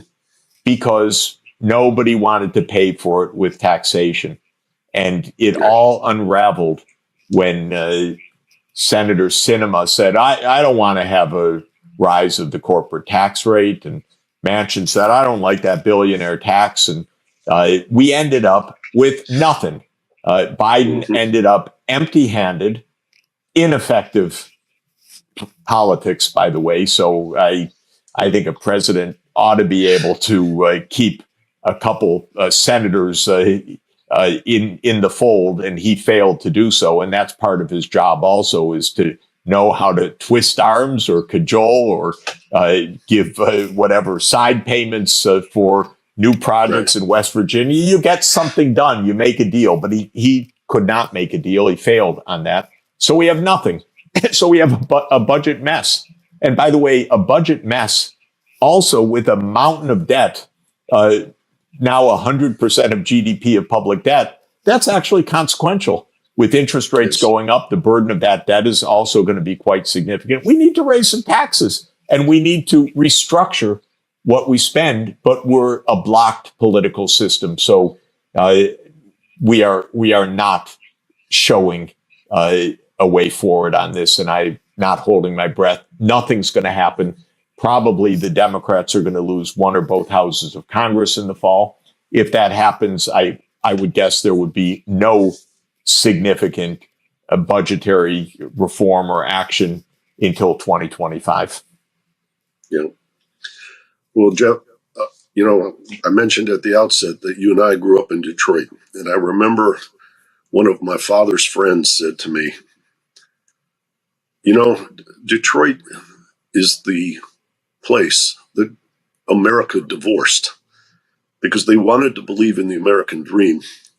And when we had our stresses in the 60s and 70s, things like Tom Sugrew's book, The Origins of the Urban Crisis in Detroit, he said they'd had the Voting Rights Act and the Civil Rights Act, and all the Democrats in the South were afraid to vote. War thinking remained very strong on the American side. I think it remains strong until today. I bemoan that. I started working with Gorbachev, who was so innovative. It was basically, he reimagined the whole world in ways that few people understood or agreed with on his side or on our side. But he thought, what are we doing? We share a common geography in Eurasia. We need to have peace. So Gorbachev said, we're going to have massive political reform. Of course, when you're coming out of a repressive system, all hell can break loose. And it did in certain ways, in certain places, war and huge disputes. But I thought, oh my God, this is a chance for real cooperation. my main point in the early 1990s was the United States should help make the transformation of the Soviet Union or of Russia to a democratic and more open and more market-based economic system. But basically what I said fell on deaf ears, mostly in the United States, not so much in Russia. Russia was kind of open to, well, if that's the right way to go. But in the United States, help them? Are you kidding? That was the view. And I regard that basically as the underlying deep source of our problems since then. We just want to be in control. We, the United States, it's a kind of mentality that goes way back. It's the American exceptionalism. It is the deep belief of many Americans and also at the top of the system that the world is only safe if America runs the show. And I don't see things that way. My view is other people don't want to be run by outsiders. They want to run their own affairs, but in a cooperative way. And therein lies the tensions. Every day to now with this war, we still hear U.S. leader of the free world, U.S. leader of the West, U.S. leader of NATO. It's this leadership thing. And of course, many Americans say, Sachs, are you crazy? Of course, that's the way. I just don't have that view. Well, in April, the Leadership Council of the UN Sustainable Development Solutions Network issued a statement asking the United Nations to do more to end the Russian war in Ukraine. Why did you feel like the UN wasn't doing enough to help bring an end to this war? Well, the UN means two things, first of all. It means its member states. That's 193 countries. And then there is the UN system of organizations and agencies and so forth. The real political base of the UN is its members. And in two senses, there's the General Assembly, which includes all countries, one country, one vote. And then there's the Security Council. The Security Council is where war and peace issues are supposed to be addressed. There are 5 permanent members of the Security Council, each with a veto: the US, Russia, China, France, and the UK, and then 10 rotating countries for a total of 15. So when we say the UN should do more, the answer to my mind is yes, but that means several different things. It means the member states, it means the UN Security Council, it means the leadership of the UN, it means the UN agencies. The UN was established to end the scourge of war. Obviously, it can't do that by itself, and it doesn't do that by itself, but it is the core purpose. It was invented by our greatest president in the United States in our history, Franklin Roosevelt, for the purpose of surmounting the underlying reasons for World War II and World War I, the geopolitics, the arms races, the lack of global rule of law. And so ending wars, making peace is the core business. I'm in another part of the UN activities, which is economic development, and that's important. And also the human rights side is important, but the core of the UN is about peace. And I think the UN till today is not doing enough in all of those contexts to end this war. Now, what we hear from the rhetoric in our mainstream media in the United States is, well, Putin is a Hitler, and he has to be stopped, and we have to defeat him. And it's as simple as that. And there's no talking to him. The man is crazed, living in a dream world of Russian imperialism. There's no stopping him. Any agreement is to rip up a piece of paper. I can tell you, since I'm an old guy now, 67, I've lived through this characterization every decade There's a new Hitler that we can't deal with, whether it was Ho Chi Minh or whether it was Vietnam or whether it was Cambodia or Laos or Nicaragua, for heaven's sake, or Iraq or Syria. We are real good at this game of rhetoric, but this is not real. And since I am all over the world, virtually all the time, speaking with world leaders, what we hear in our media is propaganda. It is not real. We should be negotiating. Actually, Biden refused to negotiate with Putin in 2021 because Putin raised a very specific set of points. One was NATO enlargement. And then there's a chorus here that says, oh, that's a phony issue. That's a red herring. That's fake. That's not fake. I've been in this issue since 1990 when the West promised Gorbachev no NATO enlargement. We're liars. I'm sorry to put it that way. We cheated. We continue to do this. And then Biden refused to negotiate. Okay, that's straightforward, except it's not the way the story is told. Then there is the question of Ukraine itself, which is an ethnically divided country because there is a significant Russian minority. And those are real issues, by the way, although war is not an answer to them in any sense. But there was a very complicated,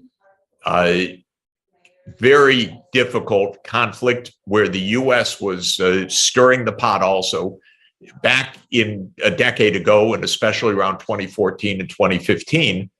And there were actually agreements reached for the area where the fighting is raging right now, for the Donbass region. And the agreements were called the Minsk I and Minsk II agreements. They were signed by the Ukraine government. And then the government said, no, we don't want to do those. And when Putin says, well, what about the Minsk agreements? He is shouted down or ignored. No, they don't exist. They were unfair. They were this, they were that. They were actually agreements. When I say this, I can only tell you how many emails I'm going to get from Ukrainian Canadians, Ukrainian Americans. Sachs, are you crazy? What are you saying? But the truth is, diplomacy is crucial if you're going to avoid wars. Signing agreements matters. You can't just walk away from them. That's true of Russia, I'm the first to say. It's true of Ukraine also. It's true of the United States also. And so we actually should be sitting down and negotiating. And all of our media don't discuss substance of what this war is really about or what its roots are or even what the claims of Putin are. Just say repeatedly, he's Hitler, he's a madman, he's out of control, there's nothing to do but defeat him. That's our mantra. That kind of mantra can get us all killed if we go down this road, because it's false and it's extraordinarily dangerous, because like it or not, we don't like it, but Russia has 1,600 active nuclear warheads, and we don't even want to sit down to talk. And shame on our government not to have diplomacy with Russia. At least sit, talk, discuss, and explain. We don't do that. We just say victory, victory, victory on the battlefield. Well, I'm not in it for that, because this is a very dangerous and very unwise approach. It's incredibly destructive, and escalating this crisis is, as you mentioned, it only gets scarier, more damaging, and more destructive from there. So what would a reasonable outcome be from your perspective? What, if you're President Zelensky, what would you accept to get to a peaceful resolution to what's going on now? This agreement was actually on the table back in the end of March, and then Ukraine walked away from it, from what I understand, because the U.S. told them walk away from it. We're providing the weapons, and the U.S. and even more the U.K., which is a more experienced empire than the U.S. and has a mindset, even though it's the empire is long gone, but they still have a imperial mindset that is even more imperial than our mindset. They said to the Ukrainians, don't negotiate. You don't have to. Just beat them on the field. So what was on the table at the end of March was basically neutrality for Ukraine so that NATO and Russia wouldn't be right up against the border with each other, which is incredibly dangerous. Because if you have the two forces right up against each other, you are in a tripwire of nuclear war. We should have a zone where we're apart, where there's some time to talk, some time to work out problems for deconfliction. But no, we wanted to be right up against the border. But what Zelensky said back in the end of March was neutrality. Neutrality with guarantees. Okay, that's a very valid issue. How is that neutrality going to be protected? But that was point one. Point two was something on the Donbass. Even I said, okay, Minsk 1, Minsk 2 were signed. You can't just walk away from those agreements. You have to do something about them. The third, which is everybody, by the way, on the inside acknowledges there's no answer, is Crimea. Because Crimea is a really weird story of Russia's seaport on the Black Sea, its naval base in Sverdlovsk. So fundamental for Russian security. But Khrushchev in 1954, of course, in what was then a completely symbolic gesture, when the Soviet Union had administrative lines that were within an overall state. He said, okay, we gift Crimea from Russia to Ukraine. It didn't mean anything when there was a Soviet army and Soviet naval base and all the rest. But after 1991, it certainly meant something. And what happened in 2014 was the pro-Russian president was overthrown. Russia views that as a U.S. instigated coup. There is something to that, I know, actually. But again, this is one of those things that the Western media simply will not discuss. And it's so deeply hidden in classified documents that maybe in 50 years, someone will write a good book about Ukraine 2014 if we get to 50 years from now. But in 2014, the Russian President Yanukovych was overthrown. And at that moment, Putin seized Crimea. And there was a referendum, hard to know much about it, but Crimea became part of Russia. Okay. Just to say, three issues on the table, neutrality, the Donbass, and Crimea. And Crimea, the basic answer was, oh my God, okay, we continue to negotiate. It's a frozen conflict. The Donbass, something like the Minsk agreements, and neutrality. And then the government of Ukraine walked away from this, even after reports that there was close to an agreement. Then we have our defense secretary and our State Department, which used to be diplomats, but now it's warriors, saying we're going to defeat Russia. And so everything went away about the negotiations. So that's the long-winded answer to your question, that we weren't so far from actually having a negotiated outcome. And then Ukraine walked away, I think, under the instigation of the United States. You know, the reason Ty and I have been such long admirers of your work and your writing is this focus on internationalism and cooperation, global cooperation, which as a show about climate change, we obviously know that global cooperation is essential to decarbonize on any kind of sustainable timeline to limit warming at 1.5 or under 2 degrees above pre-industrial levels as outlined in the Paris Agreement. How do you think this war could have ripple effects beyond just the conflict we're seeing now? Do you think that this potentially could fundamentally reshape global politics in a way that could impact how we decarbonize around the globe? What we're experiencing right now is a great power confrontation. So it's not merely in quotation marks, a Russian war in Ukraine or Russian invasion of Ukraine. It is a US-Russia confrontation.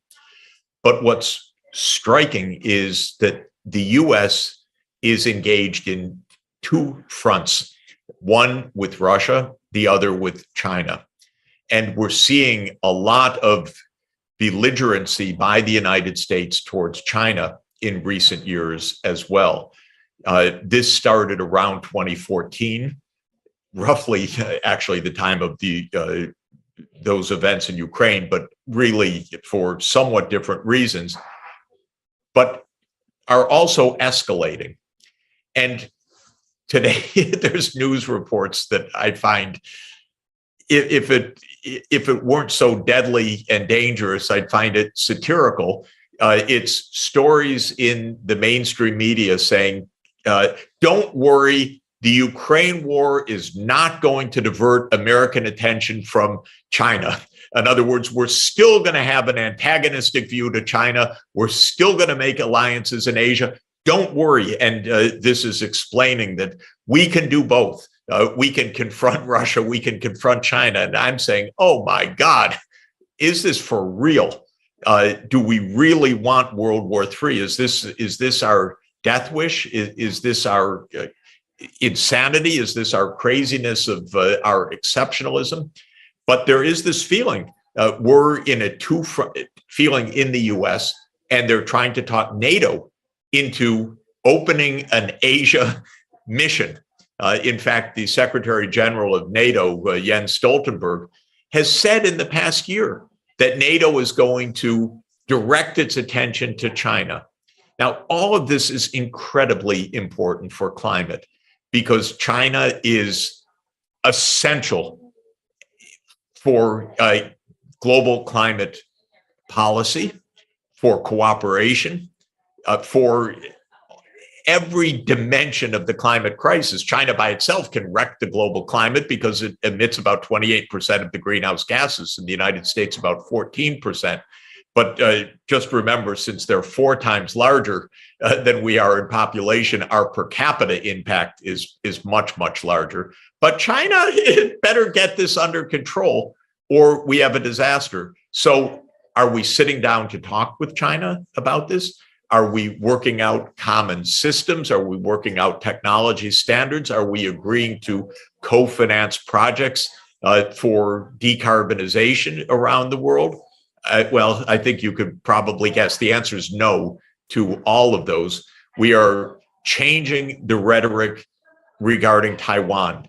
We are drumming up a drumbeat on Taiwan whenever, in the rare moments when US so-called diplomats, but I don't find them very diplomatic, meet with Chinese counterparts, almost the first word out of their mouth is Taiwan.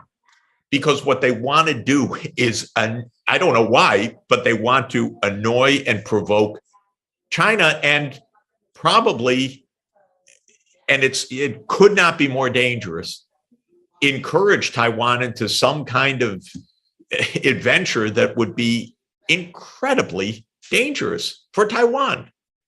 I admire Taiwan enormously. And because of that, I would keep the temperature down so that there is no tension, rather than raising the temperature, which I think can only hurt every dimension of this.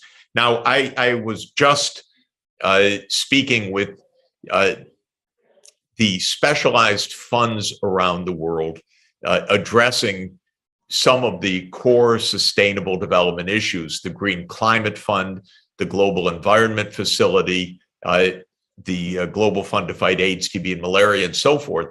And what they're saying is the war in Ukraine is causing donors to say, you know what, we promised you, we can't really deliver, so we're going to be late. You have to understand, we have a rising military budget. We have a crisis, refugees. Well, this is what war does. War crowds out even, I mean, literally survival, but it crowds out any kind of longer term thinking. And climate requires 30 years of investment in a concerted way, in a cooperative manner, in a trans-border manner. You don't decarbonize on a whim. You have to make plans. You have to invest in new power systems, power generation, transmission systems, grids that take 10, 15, 20 years to bring to fruition. So all of this makes the climate agenda fraught. And also in the short term, of course, it's bizarre. You have the Biden administration, which came into office as a climate champion, trying to raise production of fossil fuels and say, go for it, because we have to offset the production that we're trying to keep from being exported from Russia. So politically, you turn on the spigot again. Rather than saying, no, you should be phasing out and phasing in something else, we say, go for it. Go for the coal, oil, and gas, because that will defeat Russia. And this is, these politicians are really going to be the end of us unless we are able to get a politics that really works for our well-being, not a politics that works for their incredibly short-run horizons. Yeah, there have been many calls in Europe and elsewhere to speed up the transition to renewable energy as a result of this war. I know you've been skeptical in other interviews that this war will actually inspire that kind of necessary action. I mean, how has the decision to end Russian fossil fuel imports impacted the clean energy transition here and abroad? I would say again that the first thing is it just distracts, because if you want to make a transition, you need clear long-term thinking. Clear long-term thinking, at least for me, requires some quiet. Okay, we need to think through 10 years, 20 years. What are we going to do? But with war, it's day to day. It's improvisation. It's budgets that are shifted for armaments. And in a very practical way, it's reopening coal mines, reopening fracking, reopening gas fields, because you scramble in the short term when energy prices soar, which they have soared in recent weeks. And with sudden cutoffs of Russian gas, well, now Europe is taking whatever actions it can to keep the lights on, to keep the air conditioning on this summer and so forth. And that means that we're not in a long-term planning mode. You could say, and there is a certain sense, well, Russia shouldn't be exporting fossil fuels for the long term. So all of this is in the direction of long-term change. And indeed, I said to Russian friends and the Russian government for years, of course you have to decarbonize. There cannot be a petro state in 2050. There can be a solar state, there could be wind power, hydropower, hydrogen economy, but there cannot be a petro state. And in a way, yes, this points in that direction. But the problem is that the transformations that we need require organization, planning, and long-term finance, and war works against all of that. I want to switch topics quickly here, because I'd love to get your thoughts on the inflation that America is facing today. How will passing parts of President Biden's Build Back Better agenda, especially the parts related to investing in the clean energy transition, impact inflation? The basic point with inflation is that we have a holy mess that's come together to put us back into what's called stagflation. higher prices, rising prices at a rapid pace, combined with an economy which is strong at the moment, but is absolutely going to slow down, maybe even have a hard landing. And worldwide, we'll have more inflation and even another downturn. Europe probably is already in a downturn because of the war hitting Europe even harder. Well, I came into economics actually 42 years ago when I joined the faculty at Harvard University. My first book was called The Economics of Worldwide Stagflation. It was studying this kind of phenomenon. The 1970s was a period of war. The Yom Kippur War in Israel against its Arab neighbors, for example, the Arab oil embargo, which is not so different from what's happening now, a breakdown of monetary arrangements, which were then called the Bretton Woods system, because it was under the IMF that the US dollar played a particular role in international monetary affairs. So there was this incredible confluence of monetary, fiscal, geopolitical, and resource shocks that came together and produced a stagflation, which was worth writing a book about. So here we are again. We are in a stagflationary mode. Interestingly, the Federal Reserve really had pumped up the money supply for many, many years. And especially after COVID hit. In fact, in two phases, one after the 2008 great crunch, the financial crisis, and then again in 2020, even more remarkably in certain ways, the Fed pumped in money and nothing really happened on inflation except Bitcoin prices went up or stock market prices went up or some asset value prices went up. But prices in the street didn't seem to go up very much. And so there was the modern monetary theory. Oh, we could just print money to our heart's content. And as a monetary economist, I was scratching my head, frankly, saying, how could the money supply go up so much and not have inflation? Well, there is some mystery to that. There remains in disentangling all of this. But I would say the following. We've had a huge increase of the money supply by the Fed. We've had two huge supply shocks, COVID and the war. And the result now is that we are in an inflationary period that is painful and that is familiar in certain ways, more familiar perhaps than how macro looked 2 or 3 years ago. And what does all of this mean? It means, first of all, the world economy is unstable. That goes along with the war also. That goes along with the sanctions regime. That goes along with geopolitical tension. I don't like any of it because it makes everything much harder and it really hits poor countries very, very hard. So we're going to have a lot of debt crises coming up if we don't decisively take measures to head those off. Second, the inflation's likely to continue for a while because the underlying factors are not going to go away. Third, we need to sort out the basics. For me, the first basic is end this war. Second basic is end the taunting and the provocations of China, and some specific measures like the Trump tariffs that were put on Chinese goods that raised prices, by the way, but also created a trade war.